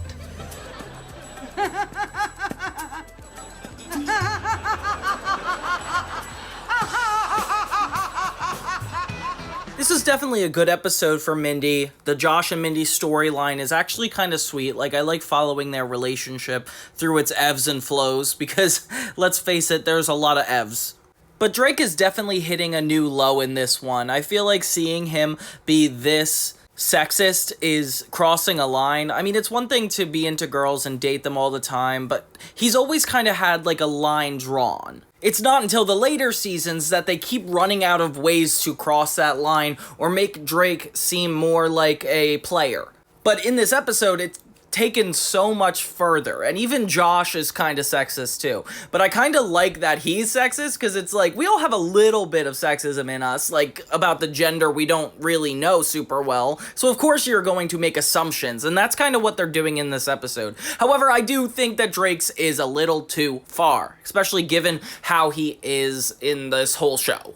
Moral of the story, you could have wrote funnier jokes in different ways. I'm not trying to be super critical. I still like the episode. I still think there's a lot of really funny jokes in here. I am so glad we get to meet Mindy's family and see Josh act like an idiot in front of them. Like, I am at the floor with some of those jokes. You're hurting my hand. Sorry. My fault. Clearly. This is like the only appearances of Mindy's parents and her younger brother, and the Aiden scene was cut out from the episode itself, but it was shown during the end credits. Okay, here. I don't know. I don't want it after you put your fork in it. Okay, well, how about this one? I don't like the breast. Well, who knew? Then we have a strong premise because of the whole gender against each other, and I really like that. And having Josh have to deal with Mindy and her family at the same time definitely was a formula for chaos in a really inviting way. But at the end of the day, the jokes didn't outweigh the plot line. It just felt a little bit boring. It felt funny, but the rest wasn't as good. Then we have Sheep Thrills. So Megan bought a machine that shoots paintballs. At first convincing Drake it will shoot Josh, only for it to shoot Drake instead. What just happened? You said you were gonna get Josh. Huh? and then Josh to shoot back, causing them to fight. Then Drake and Josh eat pudding, talk about how Drake barely passes his algebra test. An intruder!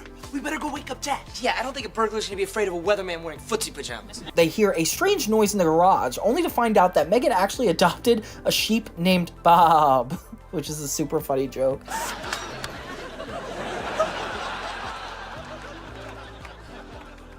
You hit me repeatedly!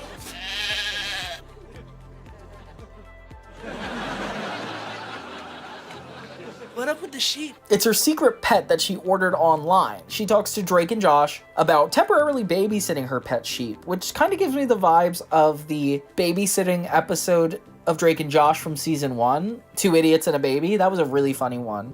If you two hide him, just till I figure out a way to explain him to Mom and Dad. Yeah. What? I promise not to pull any pranks on you for 3 months.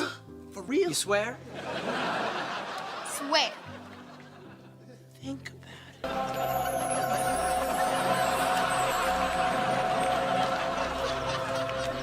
We'll do it. Bob ends up giving birth to a baby lamb on Drake's bed after being assisted by Dr. Jeff Glazer. If you want my diagnosis, I'd say that Bob was pregnant. Was. Pregnant. Not anymore. It's $100. When Megan's out, Drake and Josh have to hide the sheep from their parents. So when Audrey and Walter go upstairs, they both become super suspicious. Oh, something in my eye! Something in his eye! Pinging sound whenever I'm... I'm so black!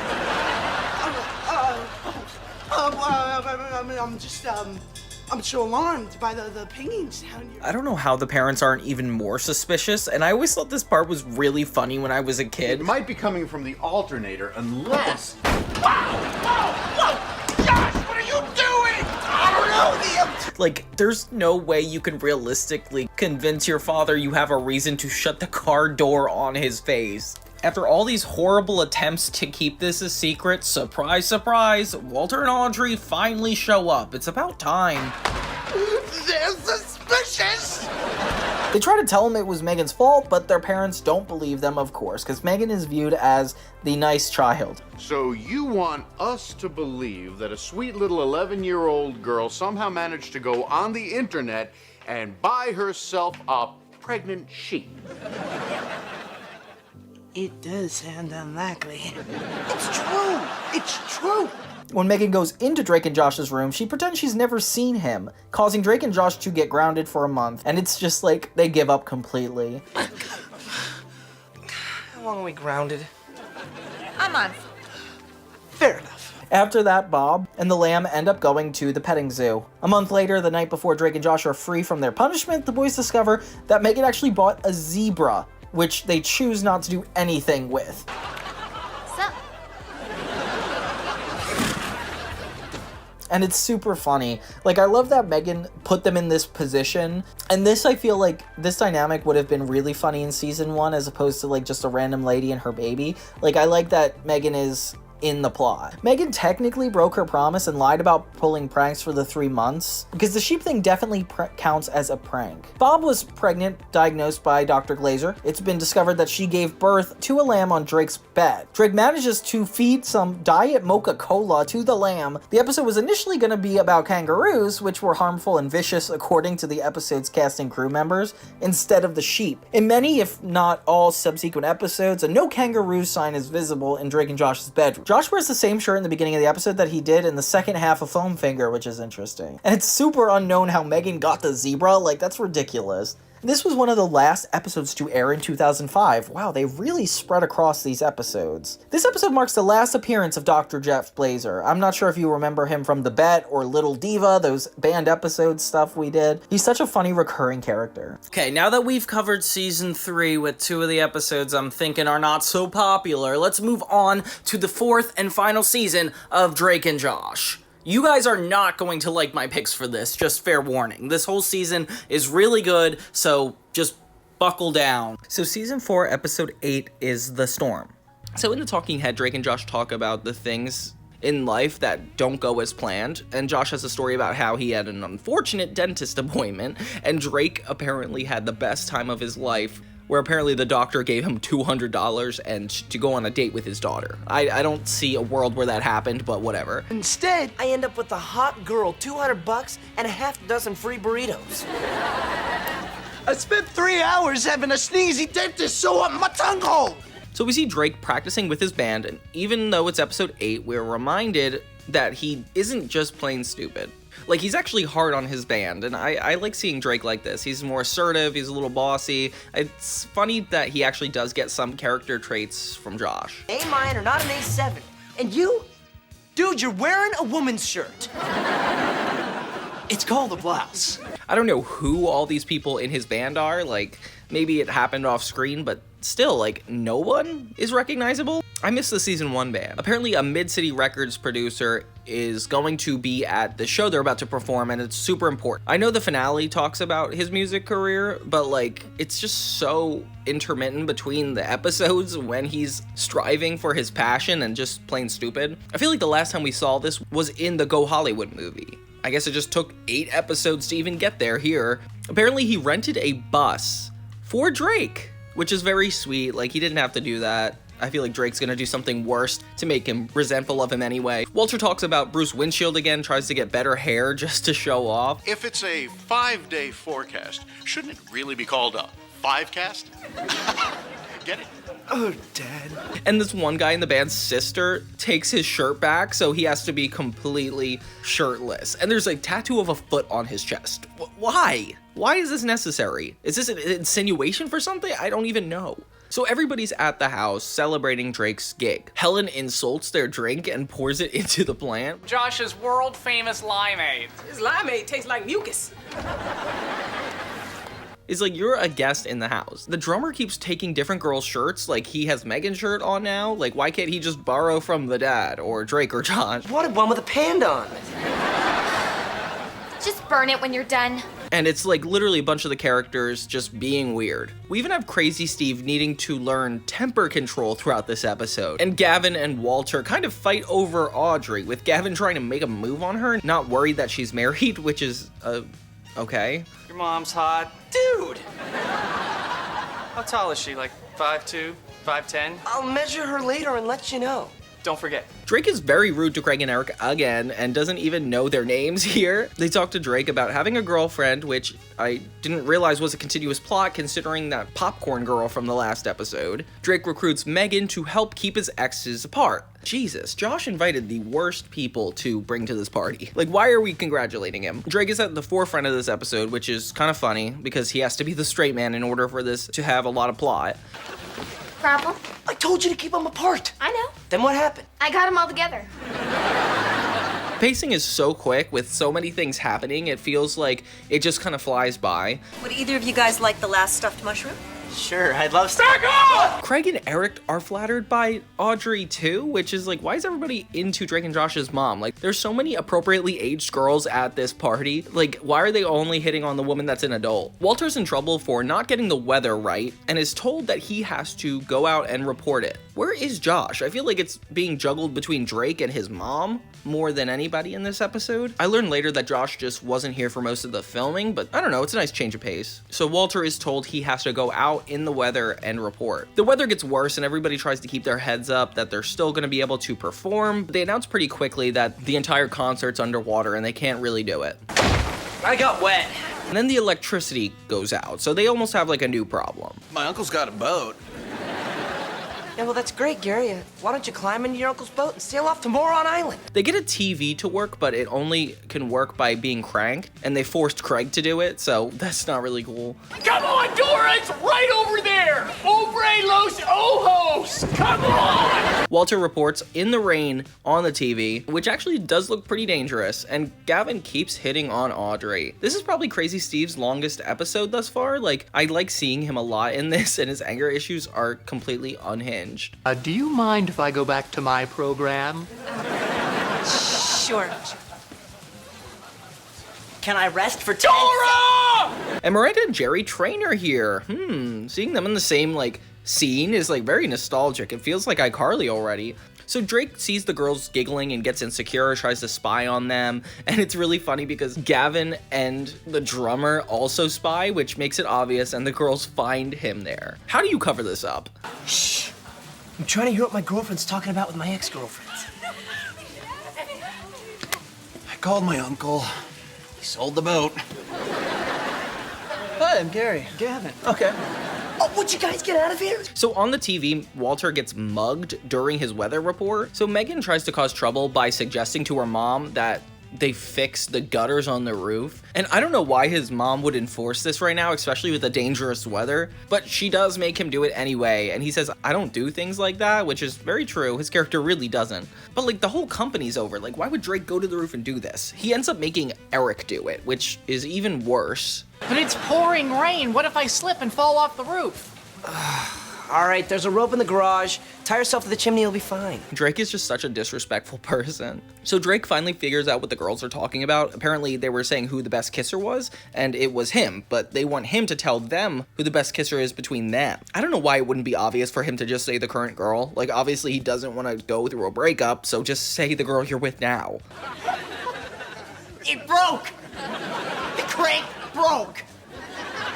In the end, Helen gets everybody to sing We Will Rock You. This character is such a mystery. Like, from her past on a sitcom to singing, like, I don't know what Helen is up to. I sung this song when I was in 5th grade. I wish they sung like a better song though. And then the nerds even have a solo in this, which is funny. I guess the moral of the episode is that you could have a fun time with other people when your concert gets canceled. I don't really follow. So this is one of my least favorite of those bottle episodes where Drake and Josh get stuck in one place. There's just something about it. I mean, maybe the fact that Josh is absent, but I didn't really notice it. They did a good job at that.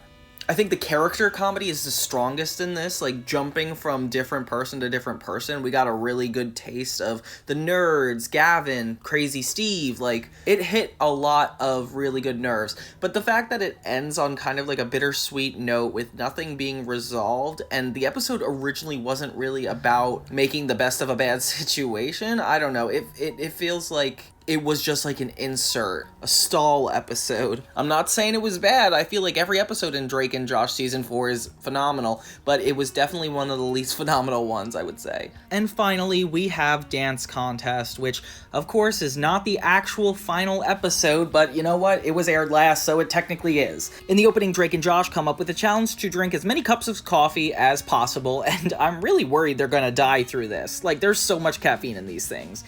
He said that. Oh, yeah, that's what he said. He said it. That makes 26.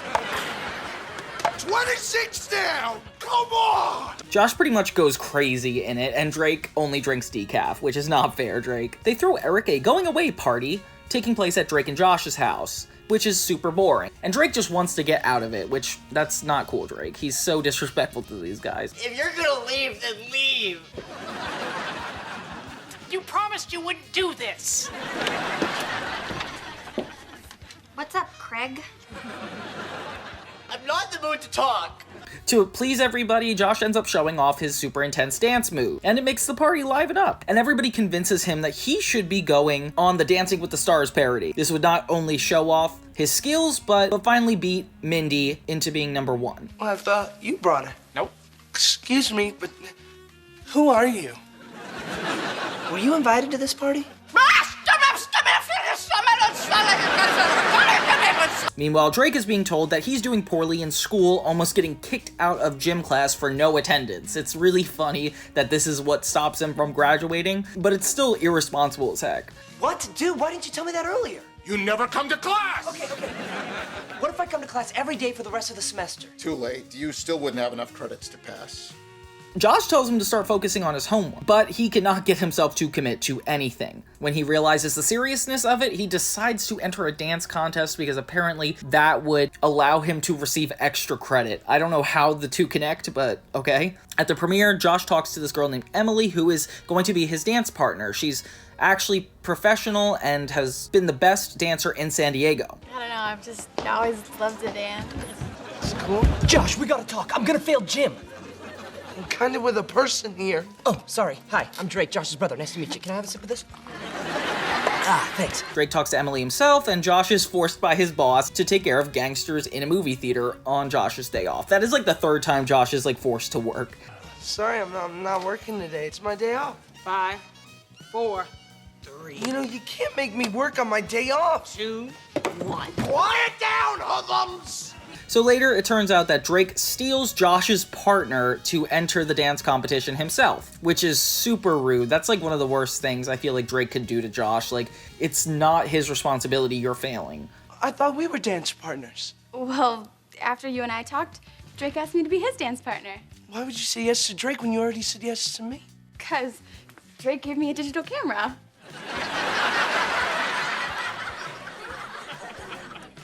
That's my digital camera. So Josh has to get a new partner, Vilga. Yes, these are the bad people I told you about. Drake, Emily, I'd like you to meet my new and improved dance partner, Vilga. When they're actually at the competition, Emily and Vilga fight again and are completely disqualified from the competition. You just pushed me? It was not the wind. Oh, all right. The only way Drake and Josh could actually do it is if they did it together. So they put on this amazing show in front of an audience and entertains everybody.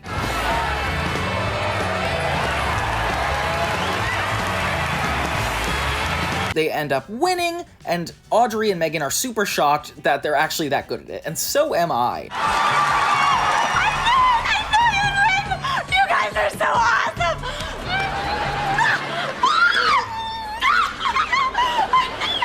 And at the end, we see Drake's gym teacher asking Audrey about how Walter was lost at sea. I'm not a rich man, but I do live in a very nice trailer. Nothing fancy, but I got a good TV, a coffee maker, toilet. And tries to woo her, so one last hitting on Audrey, I guess, for the series. Overall, weird finale, definitely doesn't work as one. But it's an episode that Audrey's in instead of Walter, which is not usual. Dance contest just really didn't interest me. Like, it felt like it was just trying to parody the Blues Brothers episode. If the dance number wasn't so long, I probably would think it was better, but I just feel like so little happens in this episode when it does. Like, I like the conflict between Drake and Josh against each other. It's been a while since we had like a bet type episode, but this feels like one of them. And the comedy in this was really funny, but it felt like it teetered off to be a little too random for me. And if it wasn't positioned as the final episode in the series, I probably wouldn't be so biased, but it really bothers me that that's true. Overall, we had a lot of crazy experiences with Drake and Josh, and we're still having them like 20 years later. There was a lot of questionable things going on throughout this show. We don't even have to talk about behind the scenes. But in the content they presented us, they really thought they could get away with some hidden things. I also can't forget in season 1 when Drake was going to the bathroom and Walter was trying to talk to him. You guys could look up that scene on your own, as if it's a really big deal. But yeah, these were the episodes I really wasn't that fond of, I would dare say offended by, because they either wasted my time, I thought they were too mundane, or just overall wasn't the best form that Drake and Josh could take on. Like, this is a legendary show that Nickelodeon was absolutely peaking because of. So in a way, we owe it to some of these episodes to thank it for its legacy, because every legacy has to have some negative things happen. But yeah, I'm curious what you guys think about what I said. I know a lot of people are not going to like some of my choices, but remember guys, it's my opinion, I'm allowed to feel. No, but seriously, I'm allowed to feel. She's up there in her flying harness waiting for her cue that's never gonna come. I'm ready! So Zoey 101 had really annoying characters. Drake and Josh had some really unlikable, cynical characters. iCarly tried to be better, but still kinda got lazy with its character growth moments. But there is one that ruins all of those in terms of how bad it is. And yeah, it's Victorious, guys. After going through Drake and Josh and iCarly, and specifically Zoey 101 constantly, I'm forced to see how bad Victorious is. And I thought Zoey 101 would be way worse, but this show is just plain unhinged. Like, I don't know who was driving the forklift when they were lifting this show to Nickelodeon, but they were passed out. I'm gonna say it, they were passed out at the wheel. Similar to the iCarly video I did recently, most offensive episode to me, out of every season of Victorious and kind of compare them to each other. And then, of course, I'll take a look at everybody else's stuff over the internet, see how they compare to what I critique the show for. So yeah, let's get like Victoria justice and make it shine. What's up, everybody? It's Johnny 2000, focusing on 2000s movies, media, and so much more. Don't forget, guys, I also now have a merch store, so please check out some of my new outfits. How cool would it be if we started a cult? No, I'm just kidding. I mean, but what is a cult if not just a group of friends agreeing on something? Okay, let's not start a cult, but let's get into Victorious for sure. Okay, so season 1, not that insane. Well, I mean, for Victorious standards, I feel like in terms of a regular sitcom, it is one of the most cynical, heartless tease fests I've ever seen. And other shows do that, like It's Always Sunny in Philadelphia is all about main characters being unlikable. Hey! Did she not say? It shouldn't be that hard to find someone to put up the money. But these guys are insufferable in a completely different way. Aside from season 1 having some really mean or inconsistent character choices, this episode in particular just bothers me. It's season 1, episode 16. It's called Walk Star. I had a lot to choose between for this season. Ironically, the whole premise of this episode is that Jade wants to put up her own play called Well Wishes, but the school won't pay for it because of the content in it, which, surprise, surprise. Yes! That was so good! She killed it! Woo! I also have to point out they left a blooper within the episode, which I did not expect. Look at this. Yeah, what's up? After school. Oh my god. Tell me that wasn't a blooper. Like, there's no way that was in the script. The episode starts with all the characters trying to find Jade, and they discover she's in the janitor's closet, carving up the trash can like a pumpkin. I don't know how she's even doing this. Tori, whose only character trait is to be the main character, pretty much promises her that she could help Jade produce her play. Or she doesn't really say that, but Jade insinuates that that's exactly what she meant, which is funny. Well, then it shouldn't be that hard to find someone to put up the money. You'd really find me someone to put up the money to produce my play? And that is no easy feat. Do you know how much money it is to put up a show, a theatrical show at that? If the school's not doing it, I can't imagine who's paying for this. Like, what's supposed to be a really sweet episode about a friend trying to put on another friend's show just has to be Jade threatening Tori to give her what she wants. Like, there's no kindness in anybody's heart. It feels like Zoey 101, but stripped of all the plot and the characters just talking to one another. It's kind of crazy. Like, I feel like in the future I would show this to my kids to show you how not to treat people, you know? And if you saw my iCarly video, you could see that the Dan Schneider shows don't really like to do a lot of research on approaching other ethnicities, like iCarly's I Go to Japan, and as you could tell, Walk Star is already a joke against a culture. He that is not right is often never wrong. What? And it's clearly adult writers making these scripts because Tori's iPhone in the transitional sequence has a crazy statement. Will someone please give me $3,000 for Jade's play? It's so funny. It's like Tori Vega has a Patreon, but it's not even for her. But my point in this moment is that why in the world would somebody tweet like this? Like, this is not the way we used to express ourselves online. Like, if anything, it was the opposite. Like, this is having Tori be super specific, but really, like, we would just say, had a bad day, or something like that. And I like how Tori just makes this everybody else's problem. Like, she's eating with Robbie and Andre and is like, how are we gonna pay for this play? And asks Robbie to dip into his bar mitzvah money. But what about your bat mitzvah money? First, it was a bar mitzvah. I am a boy. Theoretically. And it's like, guys, there's no positive energy coming from this at all. The woman who works at this restaurant claims that her daughter tried to go to Hollywood Arts and they said she was irritating, which, guys, at least make me like the school. I can't like the characters, I can't like the situations, and now I can't like the system of the school? Victorious, like, has no shame. Ooh, HA jacket. You kids go to Hollywood Arts? Yes, ma'am. Yeah, we do. You know, my daughter auditioned to go to school there, but they said she was talentless and irritating. This waitress somehow volunteers herself to produce Jade's play for her, which is kind of crazy. So then, as they prepare to start rehearsals for Jade's show, the restaurant lady keeps showing up and acting kind of like a stage mom or diva director. Sing it again, Daisy! Don't cry! Don't you cry, little girl! And of course, this woman has to have a few notes on Jade's script. That trope of somebody making a piece of art only for another person to say that they'll help with it if they change it completely is done a lot in sitcoms, but it's a little too real for me to even acknowledge. Like, it feels like I'm in LA again. This conflict is really cool because, I mean, it's worked before, but in this sense, it's a lot harder for me to care because obviously this is going to affect Tori the most, but Tori doesn't seem to care how it affects other people at all. So why do I need her to be satisfied? And plus, this woman isn't super likable, and it's not like they're trying to protect her feelings. It's more so like they're all trying to avoid accountability at the same time and dodge it. I don't know, it just feels to me inauthentic. Jade and this woman get into a fight pretty quickly. I don't need anyone's ideas. Well, you need my money, so you have to listen to my suggestions. No, I don't. Jade? You do too. I do not. Jade? Do too. Lady? Jade? I'll smack her. And I also doubt somebody at the age of 16 would understand the emotional complexities that come with putting up a show like this.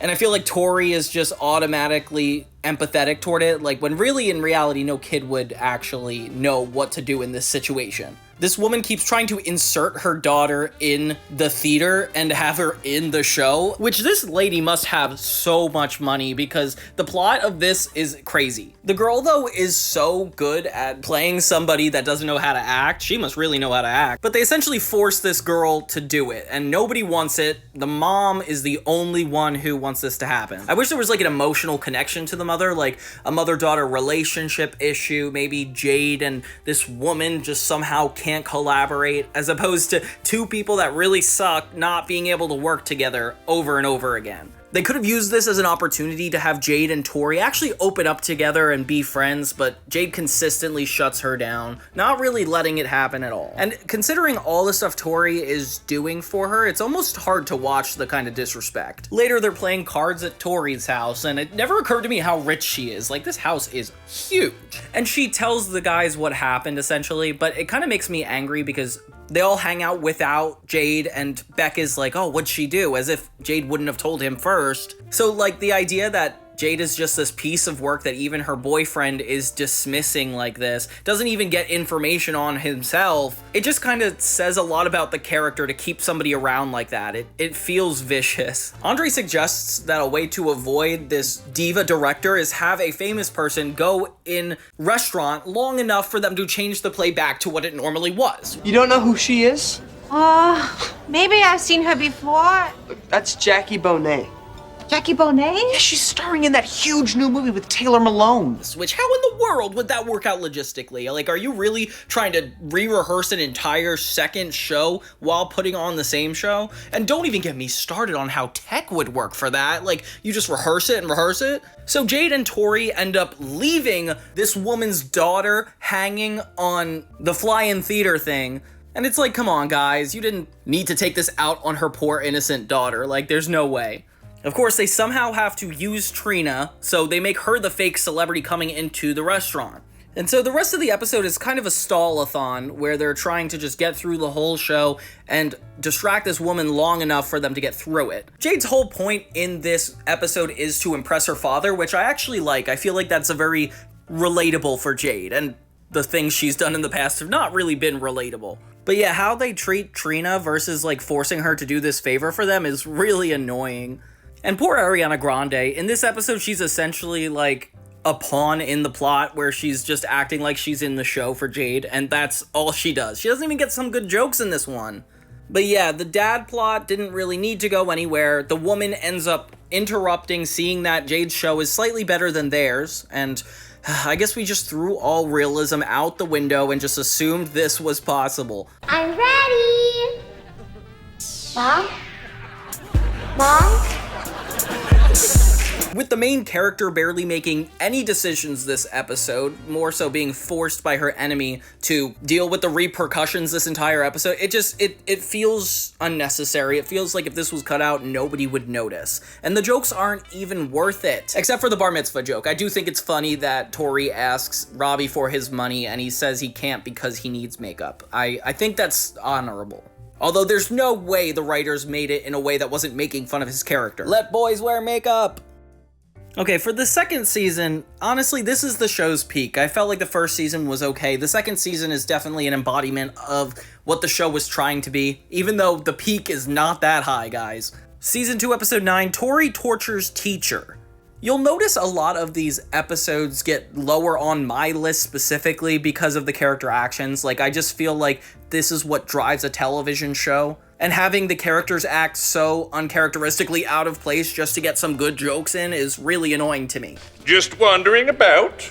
Aw, how cute. Isn't she? So, why don't you take her home? Oh, I'm not into rabbits. And that's exactly what Tori Torture's Teacher is. It's like an entire episode that's essentially a sketch. Everybody's gathering for class, Jade and Beck are in another argument, love seeing how abusive that relationship is, and Psychowitz announces that it's his 10-year anniversary. And the only thing he got from the school was a coffee maker. So Tori is pretty insistent that maybe they could give him something better. Which is actually a really genuine start. I feel like last episode, just right out the gate, was really bad. But this one at least takes its time. We have Trina treating the senior class like a piece of meat, trying to hit on all of them, which she clearly doesn't even know a little bit of their personality. She just picks them out from afar. There's Sean. Who's Sean? Oh, he's 160 pounds of senior hotness. And I am gonna make him love me.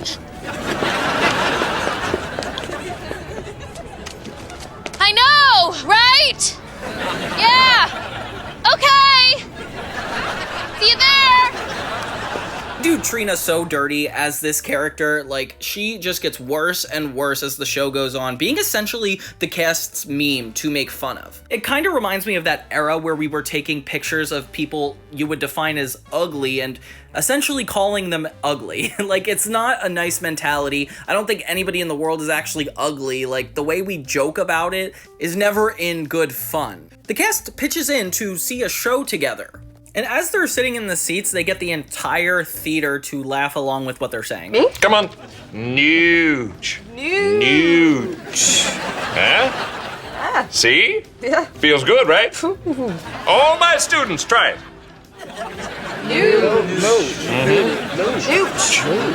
Nuge. And now everybody. Which is like, this is the unrealistic meta jokes that I don't like. Like, stop taking me out of the plot. I can believe these are characters. So Trina pretends to be this Italian restaurant, and she impersonates being Italian, which is not really that offensive, but it's kind of funny, actually. Italiones! Can I help you? Oh, yes, we are still delivering free pizzas. Oh, what's your address? Your accent is so vague. She's trying to impress him by making him a pizza. And she ropes Kat into it for, like, no reason here. Ew, remember these frozen pizzas? I have a lot of friends that do actually like frozen pizzas, but for me, it's just like, no, I can't do that. The play is actually really painful to watch because it's beat by beat about Psychowitz's life, essentially, as a failing artist, somebody who's suffering to be a teacher. It's about a midlife crisis, which why in the world would you bring like a 40-year-old man to something like that? And if I have to get annoyed at these phones one more time, a transition where Tori tells the world, oh, Psychowitz was late for class, that dumb play upset him. There's no world where we're giving updates about our teachers' mental states in the Twitter world. Yep, then the Psychowitz we know and loved is just depressed this entire episode. It kind of gives me the vibe of Drake and Josh's episode when they had Helen have her surgery and Drake and Josh had to take care of her. Like, that was actually in good spirits, and like, we got to learn more about Helen as the episode progressed. But here with Psychowitz, it's just him being like unexplainably sad and depressed about his life, making himself the butt of every joke, essentially. He even uses Jade and Tori to reenact a really depressing scene and makes them do it over and over again, only to walk out the window. Scene. You both have the same line. Life is pain. So you just keep saying that to each other over and over. Do it, action. This man is borderline, I don't know, we should call a hotline on him. Tori tries to open up to the counselor, which is usually the same guy, thank God. And he's no help. He's essentially like, why did you do that? That's horrible. And I hate when a show plays into this teacher trope for laughs. Like, it's funny when they're like silly and stupid, but when they're just non-empathetic and not caring about the kids' well-being, that part kind of disturbs me. It's like, come on, you could at least be nice. Turns out he's not even depressed because of the play, but his wife left him, or his girlfriend, I forget what it was. I'm not depressed because I miss Catherine. Then why have you been all... I miss her pet. Bunny. And you could tell that there's like a big class divide here. Like, Sikowitz doesn't even wear shoes half the time, and these guys are the richest of kids. Like, have you seen Tori's house? We can't not acknowledge the privilege here. And I'm starting to get tired of Trina trying to hit on this guy by posing as a pizza lady. Like, it's borderline stalkerish. The guy's not even nice or worth it. And it feels like a skit without jokes. It's just her being crazy. What are you doing here? Bringing a special boy a special pizza from Italione. If you know me, I hate like food jokes. Like, I hate when they put the pizza at the front door because it's like, guys, she did not deserve that. Jade's whole plot line is her and Beck fighting over text, so we don't really even get to see it happen. We just see Kat asking her about it. There. What'd you text him?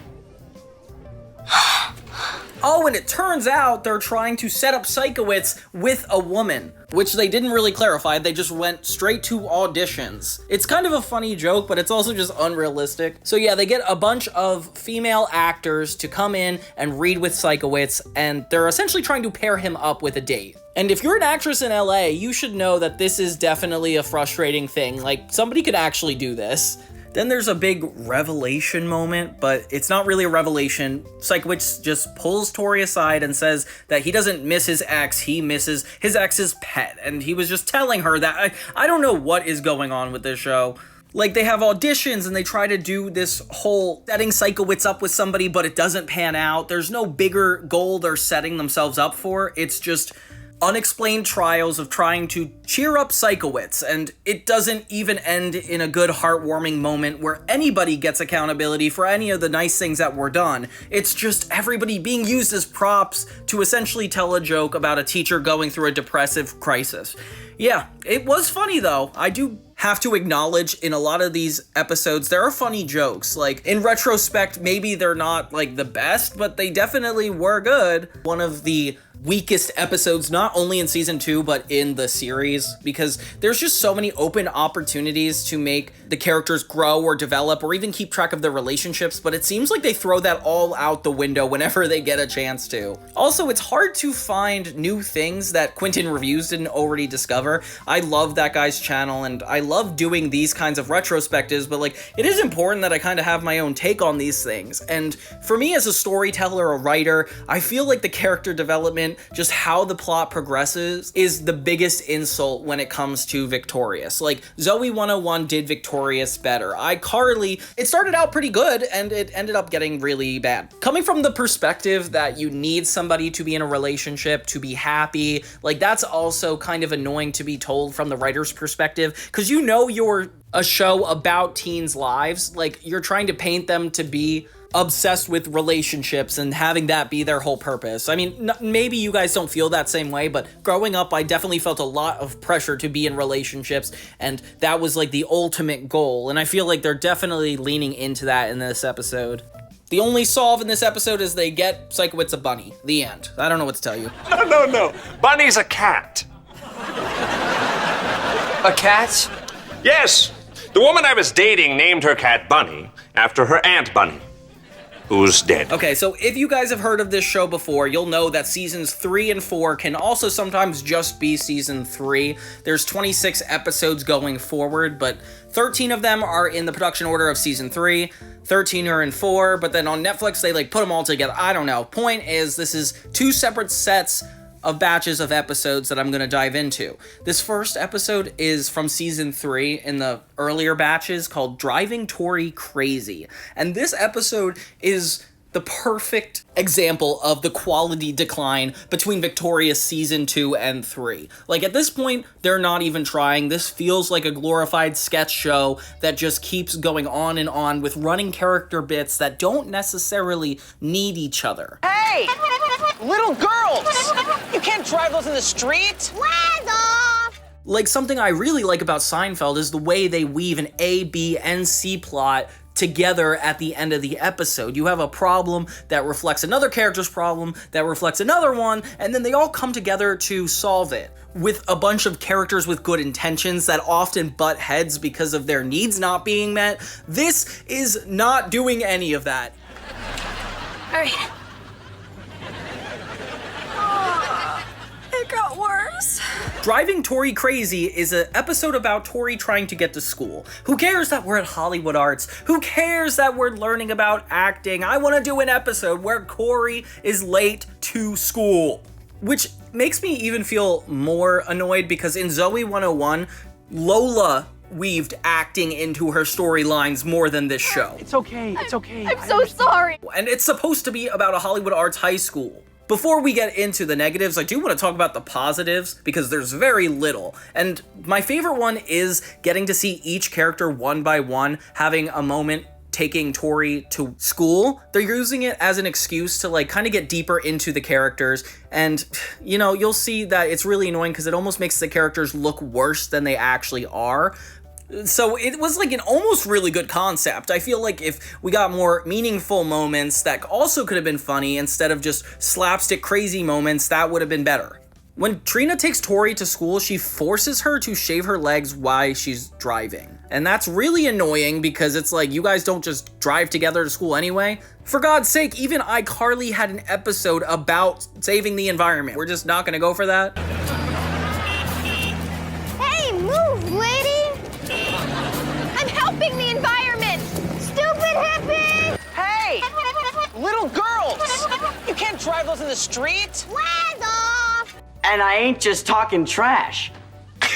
Yeah, so Tori complains at school, and Beck is like, I'll take you tomorrow. And then when we think this is about to be super normal, Beck is driving with a bunch of girls fawning over him. And it's like, this really does happen to him every morning before school? Like, that's insane to me. I mean, it makes sense because it's like he's single in this time period, but I don't genuinely believe that people are following this guy around that closely. And I know Yvonne Jogia, which is the name of the actor playing Beck, actually wrote a book about his experiences on this. So if you guys read Jeanette McCurdy's book, this is probably a good sequel. The way the girls act toward Tori is disrespectful. Because if we know the main characters to do disrespectful things, obviously the side characters have to be even more ridiculous, literally ending in a physical altercation on the drive. Did you just call me a grunch? Oh, yes, I did call you. Okay, that's it! Why are you doing this? So Tori has to go with Andre instead. Andre has to bring his grandmother, which is so funny that that happens every day. Girl! Would you hold my oatmeal for me? Sure. Put your hands out! Okay.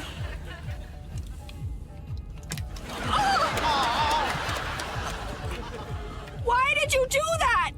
You said you'd hold my oatmeal! And then we just go from car to car, and this whole episode feels like filler. Sure, there's no actual story or plot anyway, so it's like filler for just filler's sake. Of course, I love Andre's grandma. She's one of the funniest characters in all of the shows. But after having seen Drake and Josh, even a little bit of Zoey 101, I feel like they did it better earlier in the Dan Schneider's TV series runs than now. If you don't like it, why don't you drive yourself? I don't have my driver's license. Where's the bathroom? Did you just break our door in?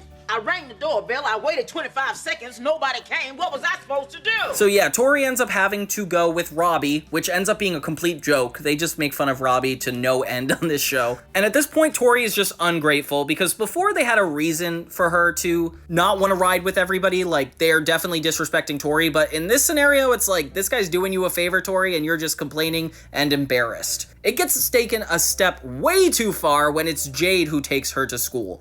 It's so funny because like at first you're like, why would Jade offer this? And then you see that like she's insinuating she's going to kill Tori.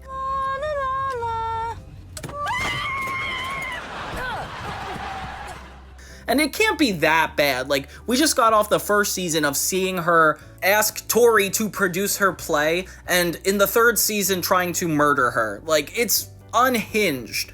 And the most annoying thing is when Tori walks into school, like, literally beaten up. The only thing Kat could possibly ask her or say to her is this. I know. And that shirt is not a good color on you. Yeah, not a good friend. So Kat comes in and supposedly saves the day by ordering them an Uber-like parody, but it's more for a party bus. With this party bus meaning nothing to the characters, doesn't have anything to do with the plot. It's almost like they're bringing back the cupcake machine just for no reason. And guys, this is when I physically yelled at the TV. They end up turning this into a dance number. And you looking nice. What? Like, at first it's just like, oh, Tori has to share the bus with other friends, oh no! And then it just gets turned around with the bus driver joining in and everybody's singing Five Fingers to the Face, which, if this song wasn't already bad on its own, the fact that it's not progressing to the plot and we just watch every character say one by one,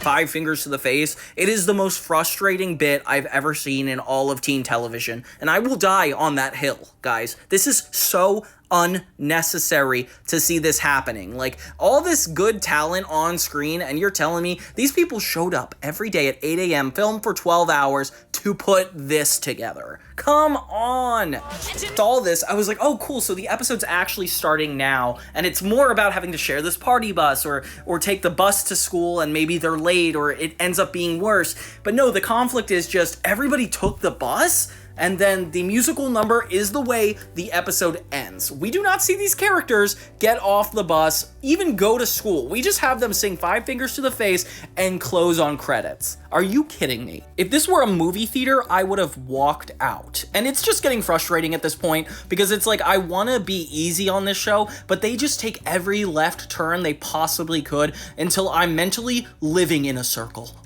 Did you guys get my metaphor for that? Me neither. But yeah, if you ever wanted to completely guarantee you will waste somebody's time, show them season 3, episode 8, Driving Tori Crazy. You will not be disappointed. Or have your expectations met, I guess. Okay, so I was kind of hoping I could say that season 4's episode is not as bad as the rest, but I really feel like they're getting worse and worse. This episode is season 4, episode 10. It's called Brain Squeezers. And it takes place almost completely on this game show, but everything wrapped around it is just as disturbing. So it starts with Tori telling the gang that she's going to be on a new reality TV show that is competing for $10,000. It's called Brain Squeezers, and apparently it's the new hit show, even though Andre doesn't even know what she's talking about. Sinjin is able to confirm this, but Tori just kind of shuts him down for no reason. And this is where it's like, these guys are just the popular kids and being bullies at this point. I do gotta admit, my favorite joke in this episode is just when Kat picks up a fork and stares at it for like moments on end. You're not even on the phone. You're listening to music from your playlist. Man, Sinjin, what a weirdo, huh?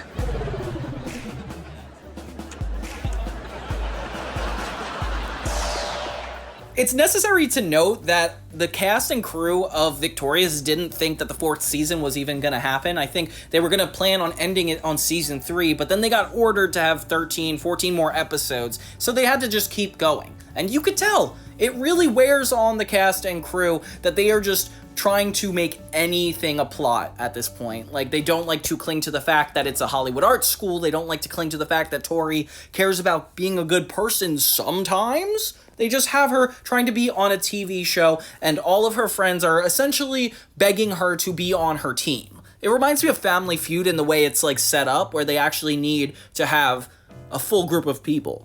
The boys act like they don't want to be on her team, and then start doing things for her in return, being like, oh, I'm just doing this because I've always liked you. And it's like, guys, we just looked at the episode Driving Tori Crazy. Nobody wanted her. Tori tries to act like this isn't bothering her, but it really is, and she starts flirting with Beck as they walk out of the room. I don't know, their relationship being like borderline flirty, but then him ending up with Jade is kind of annoying to me. And with this episode, and probably the episode surrounding it, that whole relationship keeps me uncomfortable. Like, when I watch this season, I'm like, oh, what's going on with Jack and Bade? Did you guys hear that? Jack and Bade? Can you imagine? And so this is actually the most messed up. She's been stealing money at work. Stealing money? I don't even blame her. Her sister, my Aunt Susan, she's really sick and she needs an operation, but she's like broke. Oh my god.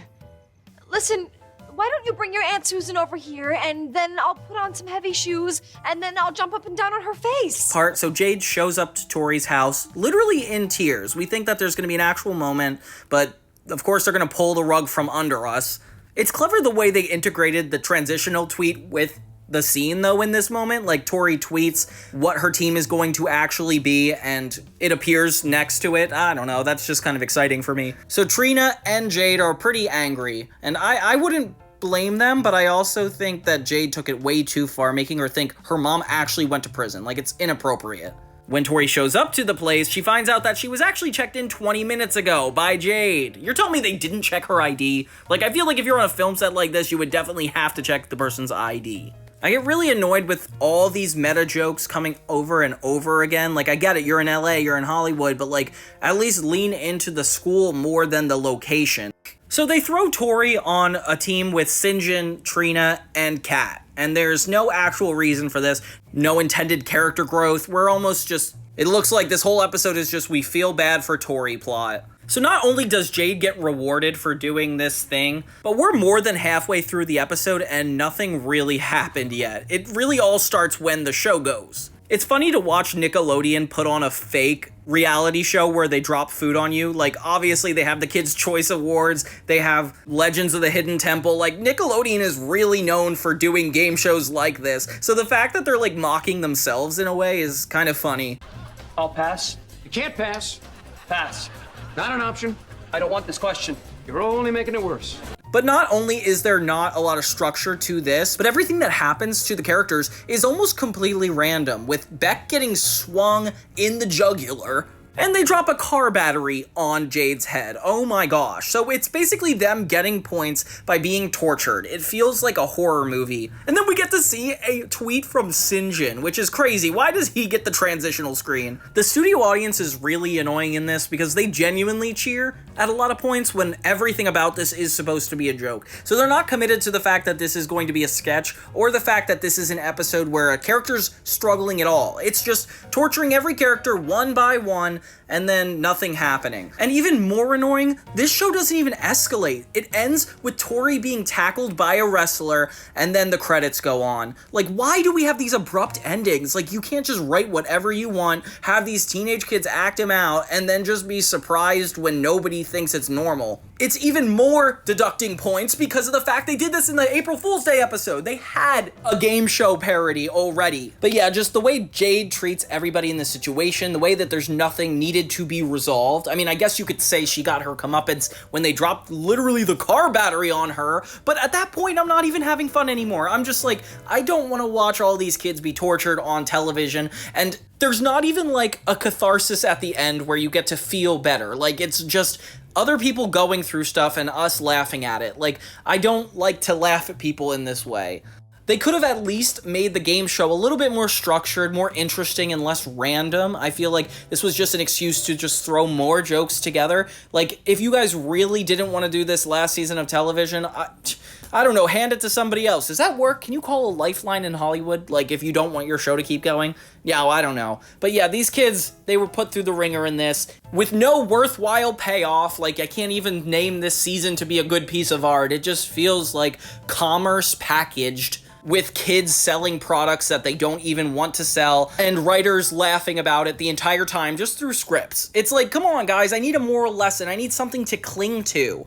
As a 2000s YouTuber, it's really fun to look back on these shows and actually delve into the social norms that were so normal back then. Like, this is such an accurate portrayal of kind of how we spoke to each other, or at least how we thought we spoke to each other. I feel like we weren't this cruel, but then again, I'm biased. Whether it's watching a teacher be completely depressed, taking advantage of a restaurant owner's money, or a series of really awkward car interactions, the worst episodes of Victorious are insulting as a viewer. They are some of the worst episodes of TV I've ever seen. And it's one thing to say that the show is like Drake and Josh or like iCarly, but Drake and Josh and iCarly don't completely abandon all character stuff.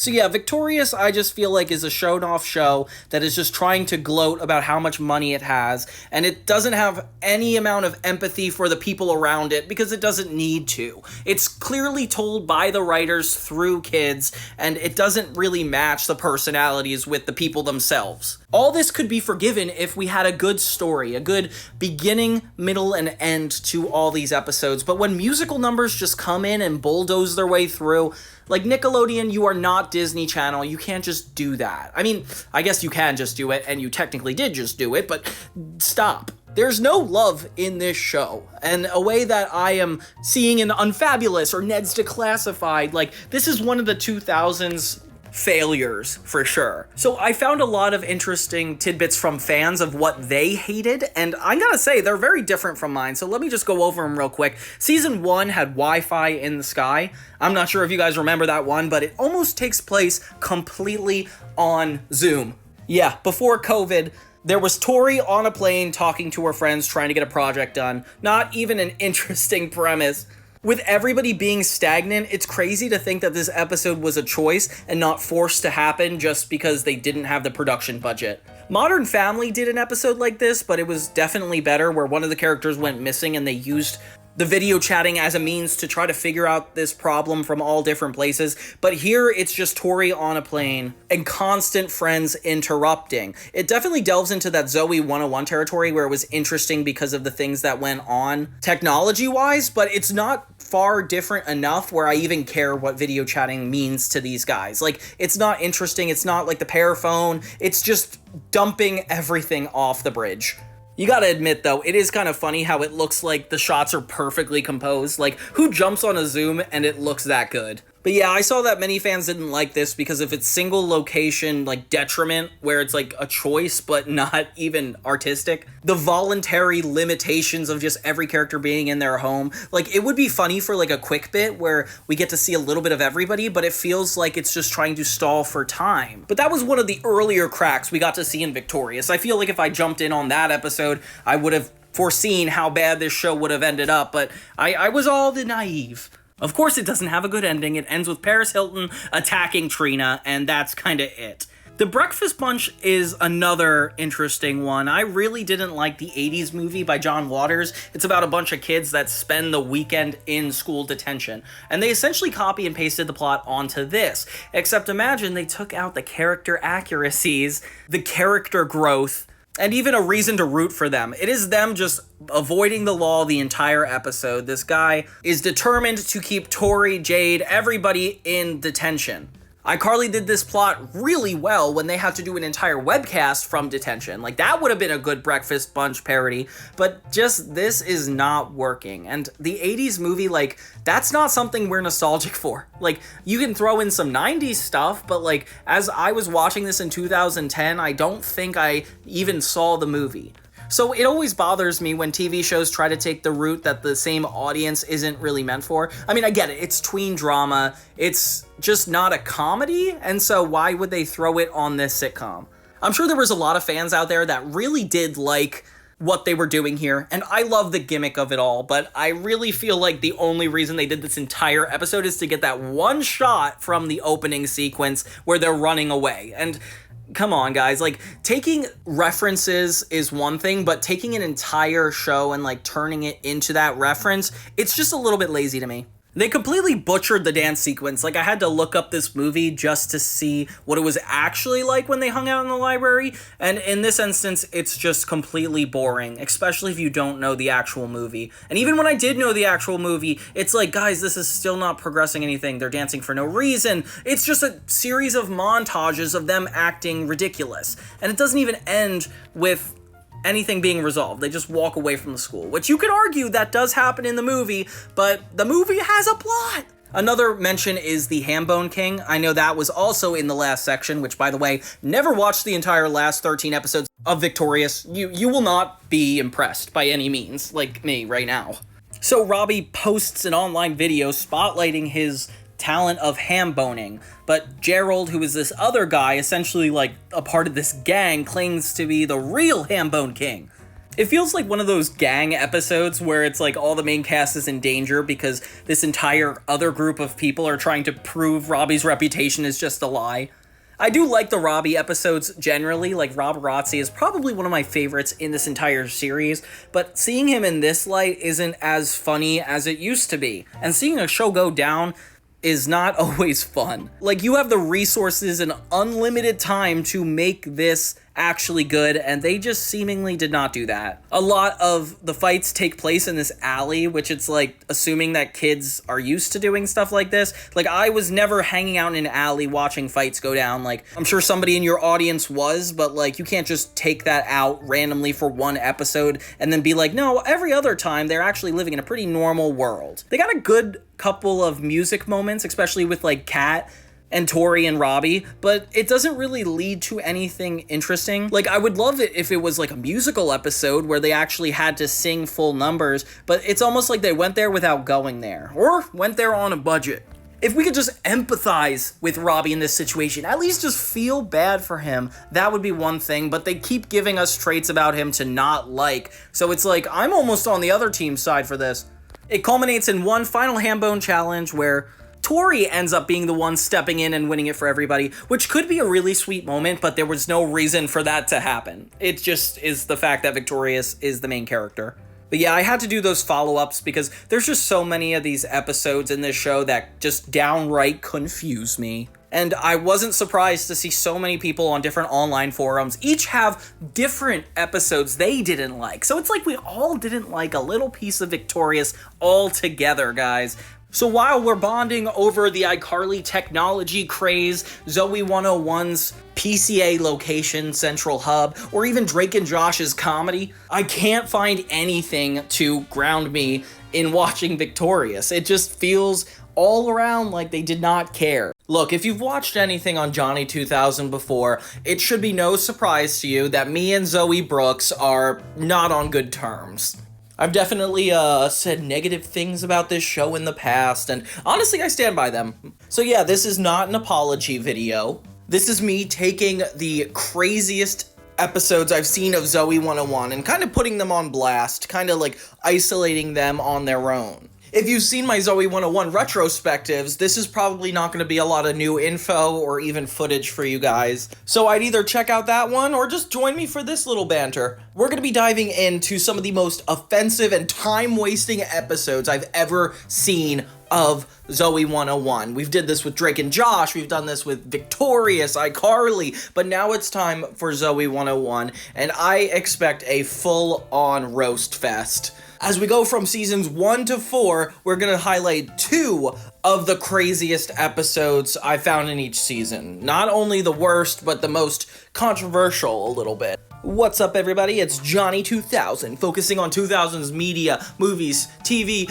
and so much more. Okay, let's jump into season 1. The season finale, you know, season finales when shows finish their first introductory season and want to have a really enticing plot to keep the viewers watching and get ready for another season, perhaps. Yeah, Zoey 101 ruined all that for me. Season 1, episode 13 is called Little Beach Party. Everything that was exciting about the TV show so far is not present in this, and it's somehow like the weakest episode. There's not even plot in this. The first 7 minutes is everybody getting ready for exams. Zoey is complaining in her diary because it's been so hard and everybody expects her to help them. And I don't know why Zoey has this whole martyr mentality. She's very much like, Be nice, but I have my own exams too, you know, and it's not like anyone offers to help me study, and I just don't see it. All right, shh, just calm down. I live for other people, and it's starting to bother me. Chase tries to affirm her that after the exams are over, they'll have a party and everything will be great and you don't have to worry about anything. This is the one conclusive thing about this season finale, is that we see that they're actually stopping their midterms or whatever it is that you are leaving the school to come back. David, you left your underwear on the floor again. I gotta call you back. So Zoey's hyped, and the exam week ends, and it's time for everybody to go to the beach. Quinn tells everybody about this new coconut-smelling thing. It does smell like coconut. I know, isn't it cool? Man, I feel like taking a nap. What? Yeah, we can't sleep. We gotta Everybody passes out. Oh my god, they pass out again. It's season 1 and they already have a repeated through line with Quinn. And they end up waking up like hours later and apparently they're pretty much missing the entire bus to get to the beach. What? The last bus from Mystic Beach leaves at noon. How are we gonna get there in 14 minutes? We have to, come on. They find an alternative route and go the opposite direction, ending up at an empty beach.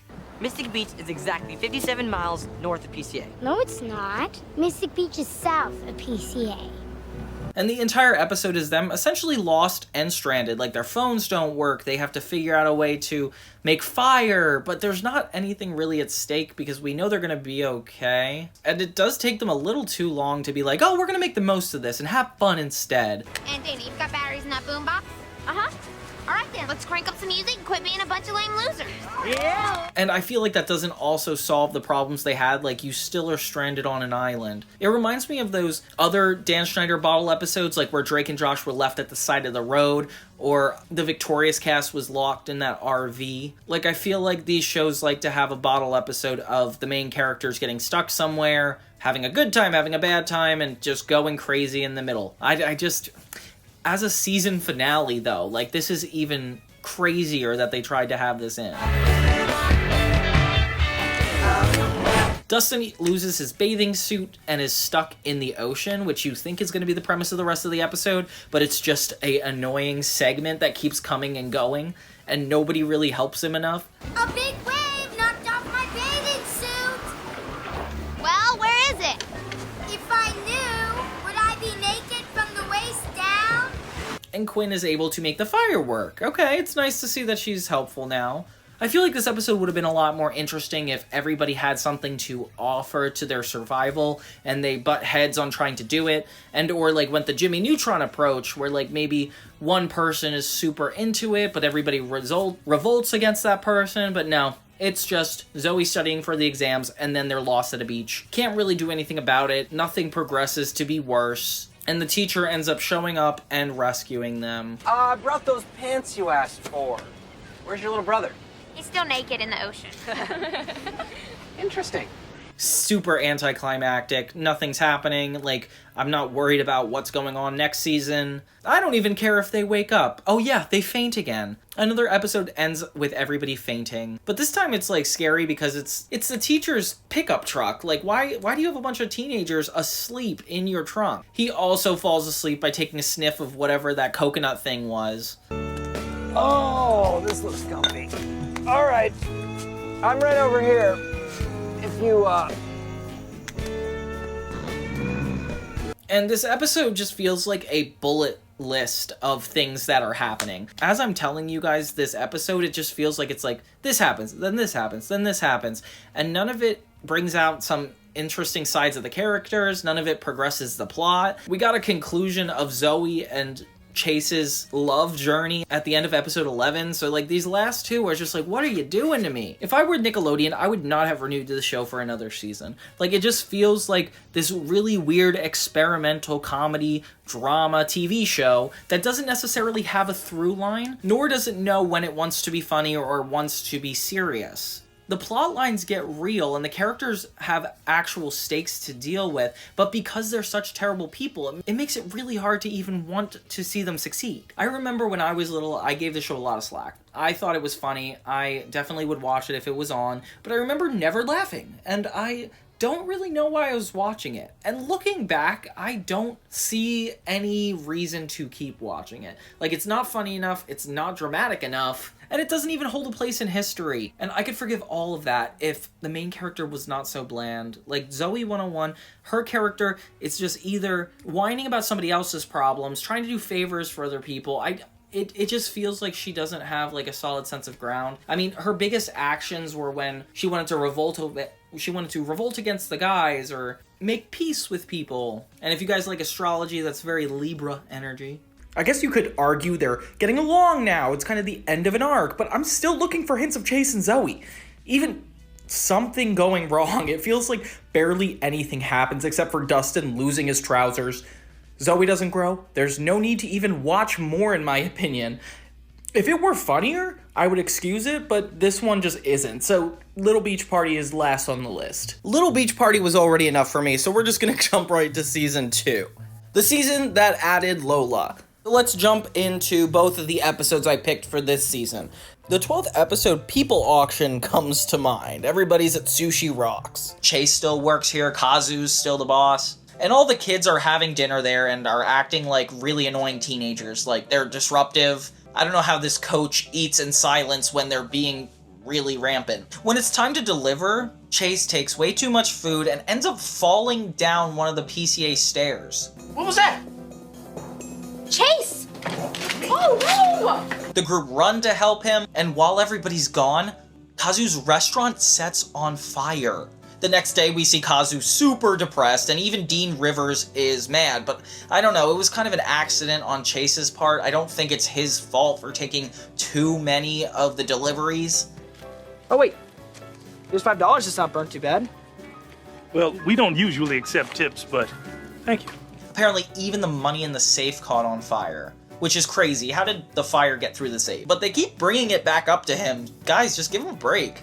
Look, we all feel bad enough about the fire. Feeling bad doesn't fill my gut with raw fish, now does it, Cupcake? So all the kids are feeling horrible, and they keep blaming each other, especially like Zoey and Chase. I just realized this is a new gym coach, and we're not even seeing the guy Biff from Back to the Future like in the first one. But I guess that doesn't really matter that much. You just earned yourself a slice of revenge pie. He ends up vowing a revenge pie. I don't know why he keeps saying revenge pie. Like, is that a threat or a delicious treat? Kazu ends up leaving. I'm going back to my homeland to see my mother and think about my future. You're going back to Japan? Alabama. I'm from Birmingham. Everybody assumes he's going back to Japan, which is super racist because he says he's from Alabama. This poor depressed guy, he just says accidents happen.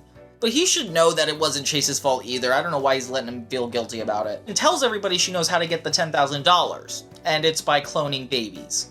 No, that's an excellent idea. You think so? Yes, of course I do. Tell you what, why don't we discuss it some more outside? For some reason, Michael seems like he's into this idea, but he actually just walks her out and locks the door, which is really disrespectful. You guys just made fun of her in a couple episodes ago, and now you're just gonna lock her out? Like, I don't understand the cynicism of these teenagers. They are just so negative and treat each other so bad sometimes. I wonder if that affected me growing up. Like, I felt like it was funny and quirky to be rude dear friends, kind of tease each other, but now I'm looking back and I'm like, this was kind of an ugly side of us. Like, I'm not proud of it. So in order to get the money back, they decide to do a people auction, you know, where the students can be bought by the teachers to do things for them. I think this is a weird concept, but it makes sense in my head. They kind of did something like this on Hannah Montana, where it's like they were raising money for awareness. 150. 300! Okay, we have 300 bid for Chase and Michael. Do I hear 350? Please. Oh, please. Going once. Anyone, help us. Twice. Please, come on, help us. Sold for $300. It's so funny, the coach ends up putting money down for Michael and Chase just to get his quote-unquote revenge pie. And I'm so excited to see where this goes. When Zoey, Nicole, and Lola come up, there's a huge plot twist where Logan actually puts $4,000. 300, do I hear 4? Who will bid 4? $4,000. Only teachers are allowed to bid. Not students. No way. Which is insane, but the teacher said since they didn't have a rule saying he couldn't do that, that they have to, which is nuts. So next day, girls show up to Logan's, and he's like literally so condescending to them. No, you're gonna do whatever I say whether you like it or not. Unless you don't want my $4,000 to help Kazu rebuild Sushi Rocks. He literally uses the money against them to get whatever he wants, and gives them cheerleader outfits. Apparently he just wants them to cheer him on in his everyday life. Meanwhile, the coach is making Logan and Michael make sushi for him. Which, how in the world would Logan and Michael know how to make sushi? They just give him a raw fish, and it's like, why? And he pronounces it sushi, which is so stupid, but it's such a Dan Schneider reference. Meanwhile, the girls are humiliated as they have to keep cheering on Logan through lunch, and he keeps holding the money over them. It's so... blackmail-y? But they're kind of good at being cheerleaders. They never mentioned having backstories as cheerleaders, but they seem to be pretty good at it. but they seem to be pretty good at the cheers. The coach continues to torture Michael and Chase by pitting them against his son. Sparring partners? Kitty, right here! And this is literally the entire episode. It's just Michael and Chase getting beaten up. Zoey comes up with a plan to combat Logan. And the plan is to essentially lean into it, cheer on everything he does. So they get up super early in the morning, follow him through his day, and cheer everything, even getting rejected by a girl. Well, thanks, but I really don't like you that way. Sorry. Rejected! Rejected! Yeah, you just got rejected! Which is kind of a genius idea. I feel like I personally would call the quits too if somebody used annoyance as a weapon to get me. Like, I hate being annoyed. Eventually, he's like, take the money and just leave me alone. And that's the moral of the story. And it works. The girls got their way. Next thing you know, we fix Sushi Rock and Kazu is being surprised back with his place as normal. Which, how in the world did you coordinate this entire fix without Kazu, and then also ask Kazu to come all the way back from Alabama for a quote-unquote surprise, not knowing that it's Sushi Rock? What is going on? You ask a lot of questions. You don't answer many. Like, couldn't they just tell him they fixed it over the phone and he could just see it and it doesn't have to be a surprise? So yeah, while that one was kind of controversial, I feel like this next one was a little bit too mundane for my taste, but worth mentioning. So this whole episode is about like this robot competition, and Zoey and Quinn are kind of the forefront of this episode. Oh, I'm helping you. Whatever. You can't beat us no matter who helps you. Come on, guys. TTYL. Where they challenge some of the robotics boys to have like a robot competition. 1 week from today, our robot will fight your robot. In the PCA amphitheater after school, 3 o'clock. We'll be there. And I guess the whole point of the episode is that all robotics kids are snotty and popular. Like, I feel like they get the character traits as if they're like this really popular group, and that our main characters just need to stand up to them, which doesn't really make any sense to me. Girls and science go together like sodium hypochlorite and ammonia. LOL. When Quinn leaves the room, all the rest of the cast of characters start trashing her, and it's really rude. Like, I think Logan does like a weird impersonation. I am Quinn. I must go get a sprocket from my home planet, Dorkon. I am Quinn from Dorkon. So, you guys think I'm a dork? And her feelings are obviously hurt and runs out super sad. Zoey tries to apologize to her about the situation, but Quinn is upset because Zoey was feeding into it and not stopping it. Come on, that was just Logan being a jerk. It's what he does. I expect to be made fun of by Logan, but what I didn't expect was for everyone to laugh. Especially you. Which, I agree, that is like not loyalty to me. So yeah, they hurt Quinn's feelings, making it a lot harder to get through this robot competition. So without Quinn, they really need help. So Zoey, Chase, and Nicole go to this really pretentious kid that is also into robotics, which I guess they're just gonna make these guys seem like villains completely. We're born in the South, specifically a small town in Louisiana, whose name I know, but it's not significant, so I'll keep it to myself. You enjoy athletics, e.g. basketball, and you maintain a 3.85 grade point average. Impressive to most. And he says he knows everything and everyone and even guesses Zoey's address. I didn't realize her character was from Louisiana until I saw this. They definitely don't make a mention of it before, and it's scary that this character of all people is the first person to tell me that information. He's kind of condescending, and I feel like this is where mansplaining comes in. Like, look at him, the way he delivers this. He tells them he's only going to help them if Zoey can help him score a date with Nicole. I would like a date. Oh, well, I'm flattered and all, but... Not with you. With your delightful friend, the perky brunette in the fuchsia blouse. It's funny because at first, she's like, you want to go on a date with me? And he's like, ew, no, I want Nicole. Which is a weird exchange of services to me. I hate when they have the plot where everybody depends on Zoey to solve the issue. Like, whether it's like a breakup or getting back together, it seems like they go to Zoey for advice when she really doesn't do anything ever. Like, she is not a helpful person. She just kind of complains about things people ask her for and has that like little martyr syndrome. Don't forget about our arrangement. My date with your friend Nicole, tomorrow night. I won't. You just... be ready. I shall bathe like I've never bathed before.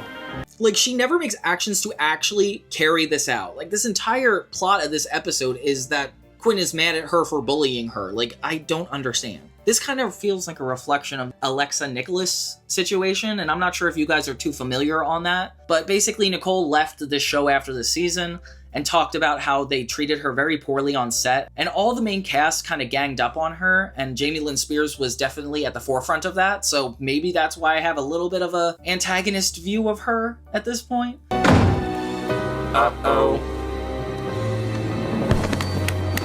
But yeah, this episode feels like it kind of reflects that in real life, because that's kind of how she treats Quinn in the show. This makes it kind of hard to watch. In the end, they finally get to the robot competition, and they're about to win, but something goes wrong and Quinn needs to come in and save the day. Too much damage. Too much damage. This thing can't fight.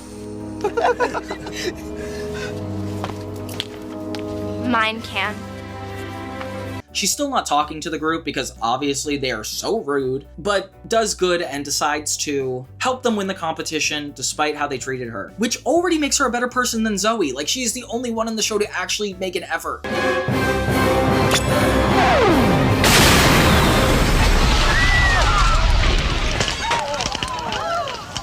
Quinn tells them that she still doesn't want to have to do with them, and it's nice seeing Quinn assert her dominance in this episode. I feel like it's very cool that she is not just like taking them bullying her, like she actually stands up to them, walks away from them. Like, it's a really good message for Quinn in this episode. The cast obviously feels bad, so they try to make it up for her by building their own robot to deliver her flowers and an apology, which I guess that's enough reason to make up for it. This guy kind of reminds me of Neville Papperman. You know, like, this is like his prequel character. I'm not sure if you guys remember Neville Papperman. He's that guy that is so pretentious that he tries to like take over iCarly. When she doesn't kiss him, he literally like attacks their web show. We all had that one guy in our grade in high school, didn't we? The episode ends with Nicole on a date with that robot guy, and I can't tell if this is a happy ending. It kind of makes me uncomfortable.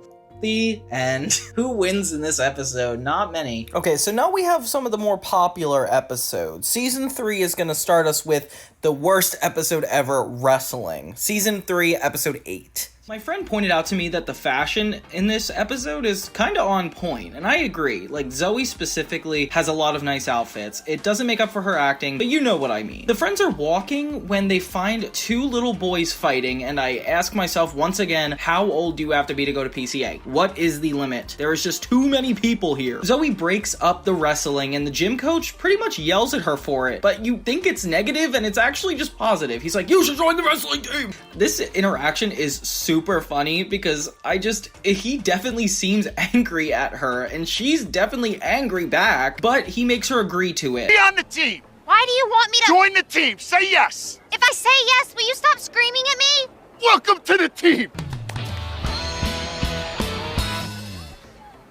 I just joined the wrestling team. Oh my gosh, Rock'em Sock'em Robots. Who remembers Rock'em Sock'em Robots? Lola and Quinn are playing in this episode, and I forgot this was even a thing. Later, Zoey shows up to the tryouts, and Logan is pretty angry that she's there. No surprise, he was angry in the pilot, he's angry now. I don't know why her being in the friend group and him consensually joining them all the time still bothers him. They even reference basketball. Apparently, they've been playing all these sports, and I guess we just don't see it. The coach is mad at her for assuming she would just start, but it's like, dude, you invited her. And he gives her all these complicated tasks to do, like they have her work out and everything. And she's like exhausted. Lola and Quinn can see how tired she is, but they're like, please take one for the team, like be the first girl wrestler. And I guess I'm here for it, although we do never see her fight. The coach has a catchphrase and says, let's get sweaty. Not happy about that. Meanwhile, Lola is talking to this guy named Trotman with the intention of getting on TV. This is the guy from the news that you usually see at PCA campus. He's basically calling her on her bluff, being like, you don't want to go out with me. And you know what? Lola is rude for even trying to do this. Would you really go out with me? No. Walk away. Zoey kind of confronts the coach and asks why she has not been wrestling, and the coach's interaction with these boys is hilarious. Doug Brochu from Sunny with a Chance is here! Oh my gosh! The coach keeps insisting that she is going to wrestle, and then he talks about aliens in this scene. I don't know what this character is, but honestly, I wish we had a standalone episode featuring him. So Zoey learns that the guy she's going to face is actually really aggressive. Like, he even beats up the camera guy on the screen, which is actually a really funny joke. I love that we see this. See California State Wrestling, so they're definitely in California. Not sure if you guys thought that, but I've been wondering. Trotman comes back, and Lola is still mad at him for not letting her on TV, and Quinn is basically like, oh, I'll help you figure this out. Want to do sports color commentary? I don't know what that means, but if I get to be on camera, then yes, I do. Okay, wait here. What are you gonna do? Things.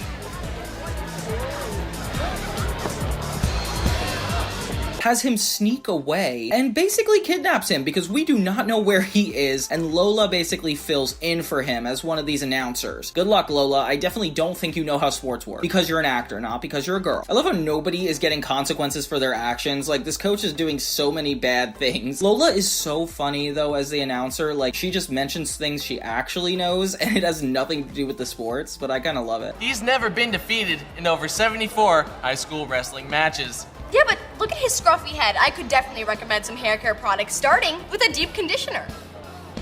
The coach basically says that Zoey has an injury, and we learn that he was just using her to get to the finalists and be able to substitute somebody who actually can wrestle, which is really rude, but it does make a lot of sense given all the events leading up to this. And it sucks because he's a really funny character. I wish he wasn't such a jerk. Zoey ends up kind of betraying him and going in to wrestle anyway. Everybody's cheering her on from the stands, and it cuts off right before they're about to fight because, of course, Jamie Lynn Spears cannot fight. Next thing we know, she's in the infirmary and her friends are there to comfort her. A great ending, and you know what? This actually gives me a little bit more points towards Zoey. I feel like she definitely is a good character in this specific episode. I mean, given the circumstances, a lot of stuff happens to her, and she's a little passive when it comes to all the decisions she makes, but overall, I felt like this was a necessary episode, especially if you're trying to keep your boy Johnny 2000 watching, which doesn't matter because I'm gonna have to watch these all anyway. I like the appearances from everybody. Chase is super supportive even though this episode does not revolve around him, and we even get to see Logan get his comeuppance at the end in the nurse's lounge. A lot of fun, a lot of hijinks. Okay, so now we got season 3 episode 15, Zoey's Ribs. It's like a common thing for all these kids to get things from their grandparents or inherit something, like Chase's radio, and the same thing happens in this episode. Oh my god. What? Your great Uncle Morris passed away.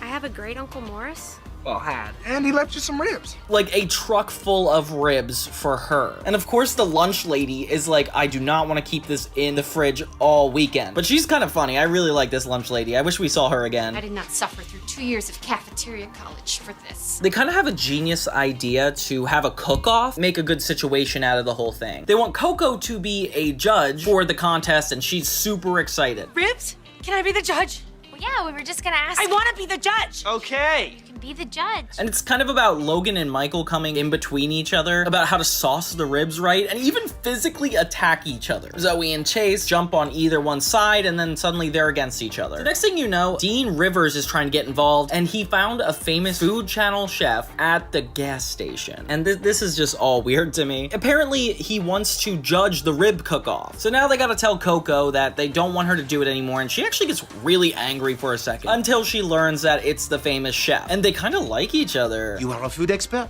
Oh, you bet your sweet Pippi. Nothing I've heard a human say ever. And Logan actually starts to bribe this chef, and he has like no reaction to it. Each of them like try to win him over, like so determined to win this competition. Even Michael gives him a massage, which is so crazy. I can't tell if he's like receiving it or not, but it's still disturbing that this young child is giving a massage to an adult. It's so weird because it's like there's this huge event that's like really professional, but so little is really actually happening. Until we find out that the cops come to take the food chef because it turns out he's an impersonator. What the heck? Like, what is this premise? Well, this guy's not Pierre Lamange. What? He's an imposter.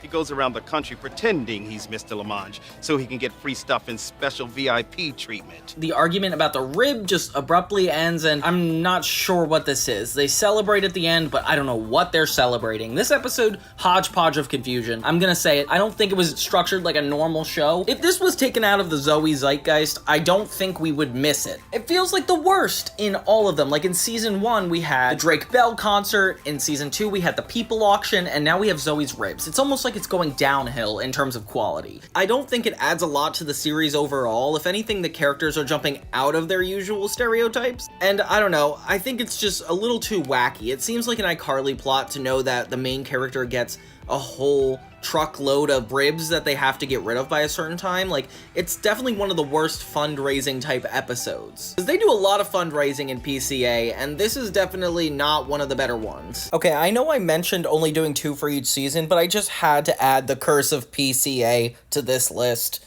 Like, it's not surprising. This episode is ridiculous. Not only is it out of character, it is out of genre. It is literally like a thriller. And while I actually do kind of like the Zoey 101 characters acting in a Halloween-like thriller, it didn't do it in a tasteful way. Like, the entire first part of this episode was just them going into a desert, and nothing really happened until halfway through the episode. Therefore, it wasn't even relevant to be 2 parts. They could have fit in the important story stuff into the actual episode. I don't know. Like, the second part was definitely better than the first because it picked up the pace and actually went through the issues, but I'm definitely going to put it this low on the list because you shouldn't advertise to be an hour-length movie and then be nothing about what the show even intends to be about. Like, it's like if iCarly or Victorious did a full 1-hour episode of that April Fool's Day idea, you know? Like, it just doesn't work. Now it's time to move on to the 4th and final season of Zoey 101, starting off with Season 4, Episode 3, Alone at PCA.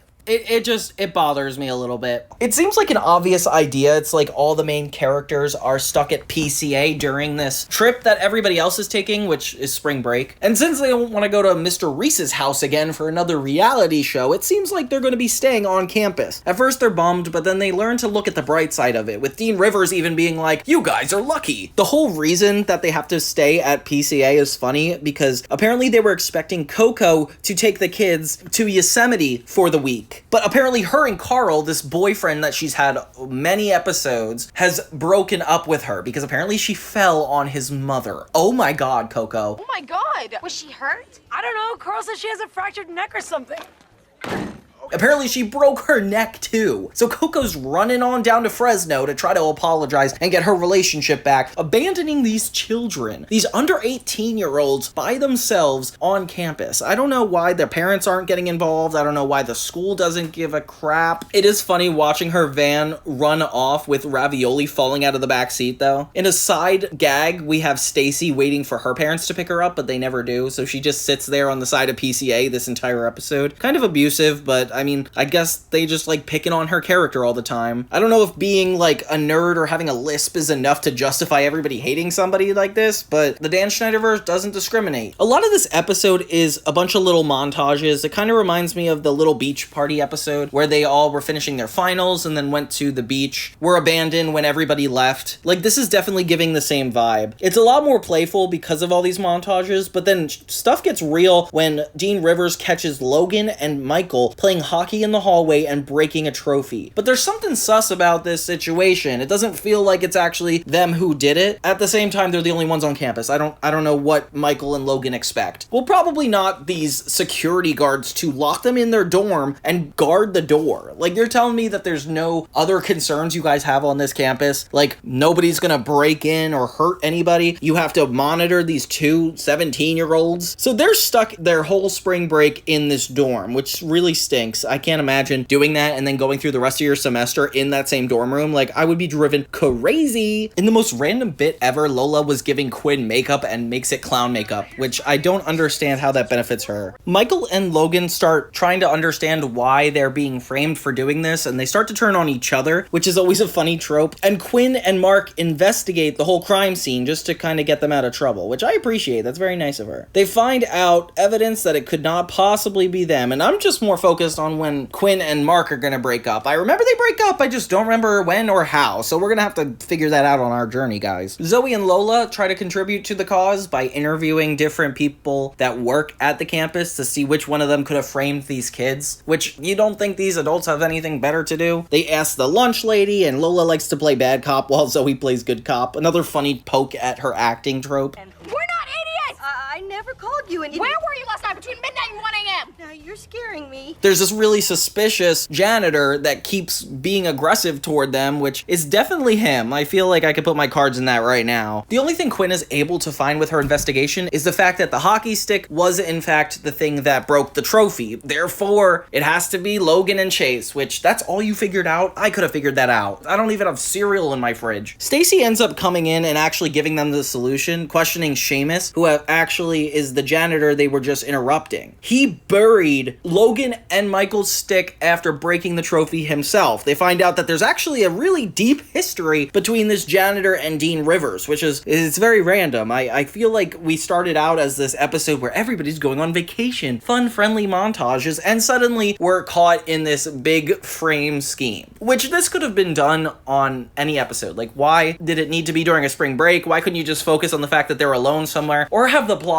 be about the fact that they are alone there, not just have them come back to campus for an episode that they probably would have done anyway? Like, it doesn't need to be alone at PCA for this, but whatever. I guess that's just something they did in the first season. They wanted to bring it back. I don't know the logic here. The whole episode ends in Dean Rivers and this janitor literally wrestling to the ground. It surprisingly takes another twist when the main cast just wants to enjoy their time on campus, so they sit by a fire and the episode is resolved. I guess there's no legal implications for the fact that Seamus literally broke the trophy and now they're all just hanging out. Like, you were literally willing to put Logan and Michael away behind bars, and now this guy just gets to hang out by a campfire. It's not fair, I'll tell you that much. The fact that this episode didn't need to take place on campus when it was empty is ridiculous to me. I feel like this whole episode is about the fact that Michael and Logan are framed for something, and it didn't need to be while the place was vacant. Sorry. I like the idea that we get one episode with all the main cast and no Chase before we just shoehorn James in there. But with most of the episode being montages or the dean being rude to the kids, it's not that memorable. The next episode is season 4, episode 5, Anger Management. It takes this next episode to finally get Dustin back. I feel like I've barely seen him, if at all, and his hair's a little raggedy and longer, and he's looking older now. He doesn't look as old as he should. I feel like at this point it's been 3 years, like he should be a lot taller. But hey, that's just my insecurities about my height at that age. He's working for Logan, it seems, and trying to deliver him coffee. Of course Logan's gonna take advantage of this kid. Zoey's all smitten over James and everybody's teasing her about it, and it almost like makes me feel like a little bit of injustice, because it's like, poor Chase, like he got 3 seasons worth of episodes and now she's just dating somebody. It makes me think that they were possibly intending on her dating Chase in this season and it being about that. And I would have loved to see how they work in a relationship actually, as opposed to seeing them get together and then never talk again. So a part of me feels like maybe they rewrote a couple episodes to fit James instead of Chase, and it kind of works. Like, they managed to do it in a way that doesn't get in our way, but I do remember watching this way back when and feeling a little bit of betrayal, so there's something's going on. It's weird, but randomly in this season, I guess they started this habit of the characters watching cartoons together. Dan Schneider must have had people animate this. There's no way these aren't original characters. And now Quinn and Lola are watching it in their dorm. Quinn actually built a paint grenade, which I don't know what that would be useful for. Relax, it's harmless.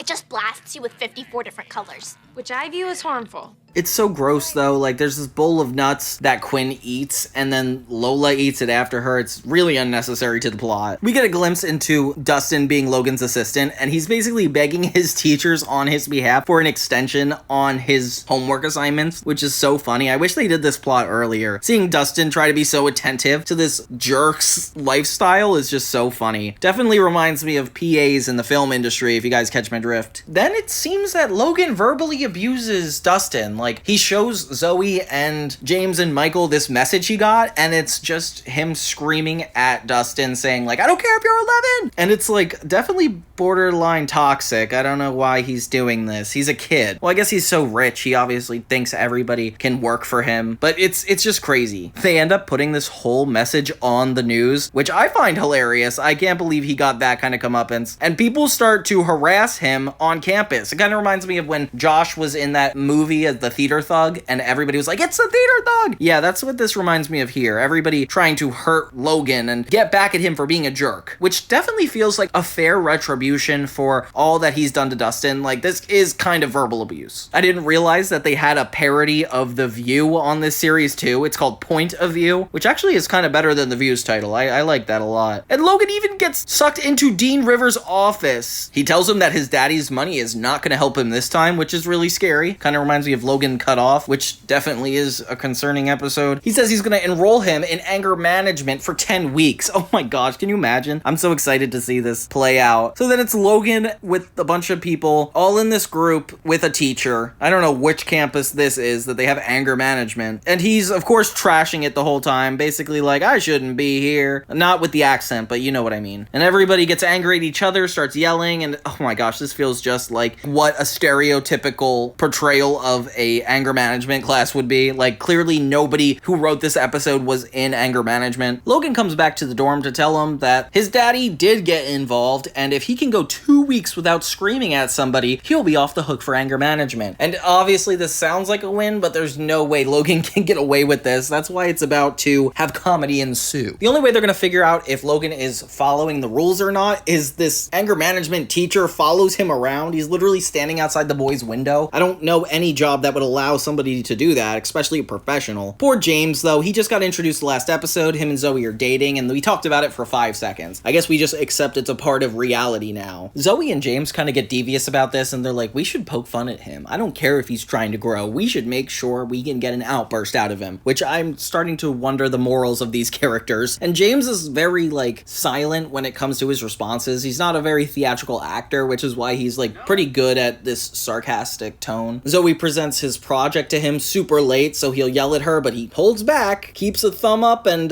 tries to stay positive. And then after Dustin oils up his bike, he pretends he's not mad and just keeps on going, which I don't know if it's safe to drive now. The B-plot in this is really distasteful. Like, basically, Quinn is trying to get Lola to forgive her for eating those nuts and leaving them out for Lola to eat. And Lola says the only way to get her back for this is to drink water that she already drank. And I really hate it. It's definitely not a fulfilling finish. It's actually really gross, and I don't like it. I feel like they just molded Quinn to be this pick-me girl, because originally she was only caring about science and experiments, and then Lola kind of got her into caring about guys, which in turn is like, Lola was supposed to be an artist, like this performer that ended up being a little creepy sometimes, but now she's like fully taken on the role that Nicole had, where it's just gawking over guys, being overtaken by those plots, and it's kind of annoying because it's like, clearly girls go through other things in a PCA format. Like, you don't have to have one character always hitting on other guys, and the fact that Quinn is even involved is really annoying. It's like the writers are just getting lazy with the characters and giving them tropes of all liking guys. Like, Quinn is in a relationship and she's like, yeah, let's go gawk at guys. Like, you guys don't have to mold just to fit each other, unless that actually makes a lot more sense. Yeah, I guess in real life, humans would mold themselves to kind of be more like another person the longer they hang out with them, so maybe Quinn is an experiment on psychology. Whoa, guys, pause the video and go talk to a therapist. Tell them what I just said, see if they like it. After a lot of slapstick comedy of Zoey and James trying to get Logan to cave and actually be angry, Zoey uses the paint bomb that Quinn made earlier, puts it in the closet, and it explodes on him. And I'm like kind of feeling bad for Logan a little bit now. Not really fair to fight fire with that much fire back. He's successfully not angry about it, and his counselor comes in to congratulate him on going 2 weeks without screaming. Although he hears him actually let out his anger, goes back with Dean Rivers, and suddenly Logan is in trouble once again, which I definitely think they would expel him now, but I guess they give him one more chance because next thing you know, he's in anger management again. I wish the whole anger management plot was a little bit more funny and not more about James and Zoey trying to push Logan, but like a genuine effort in trying to not be angry anymore. Like, even Dustin doesn't end up being a part of it either. It feels like it becomes somebody else's episode, and it's like, where did that come from? And I wish I could have seen more of them in the anger management class. Like, that would have been really fun. It's just another torture Logan episode.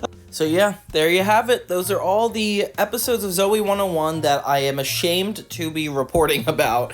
I mean, given the fact a lot of them are pretty tame, pretty boring, it's just the fact that it wasted my time. But the moments like Logan hiring a cheerleader, like the girls, having cliffhangers that don't really lead to anywhere and ruin the end of a first season. The point is, Zoey 101 has taken us all on a wild ride that I don't know if I consented to be on. Thank you guys so much for watching and continuing to support my channel. Johnny 2000 has grown from like 10 to 25,000 subscribers in the last like 3 months, and I am so grateful. Like, it's been so much fun to speed up my process and make as many videos as possible, just because like I have an endless amount of shows I want to cover. And I personally am looking forward to working on my musicals for a bit, so I wanted to make sure I front load you guys with as much content as I can. If you guys haven't already, you could support me by liking, subscribing, just sharing with your friends. Overall, just thank you guys so much for your support. And until next time, everybody, this is Johnny 2000 signing off.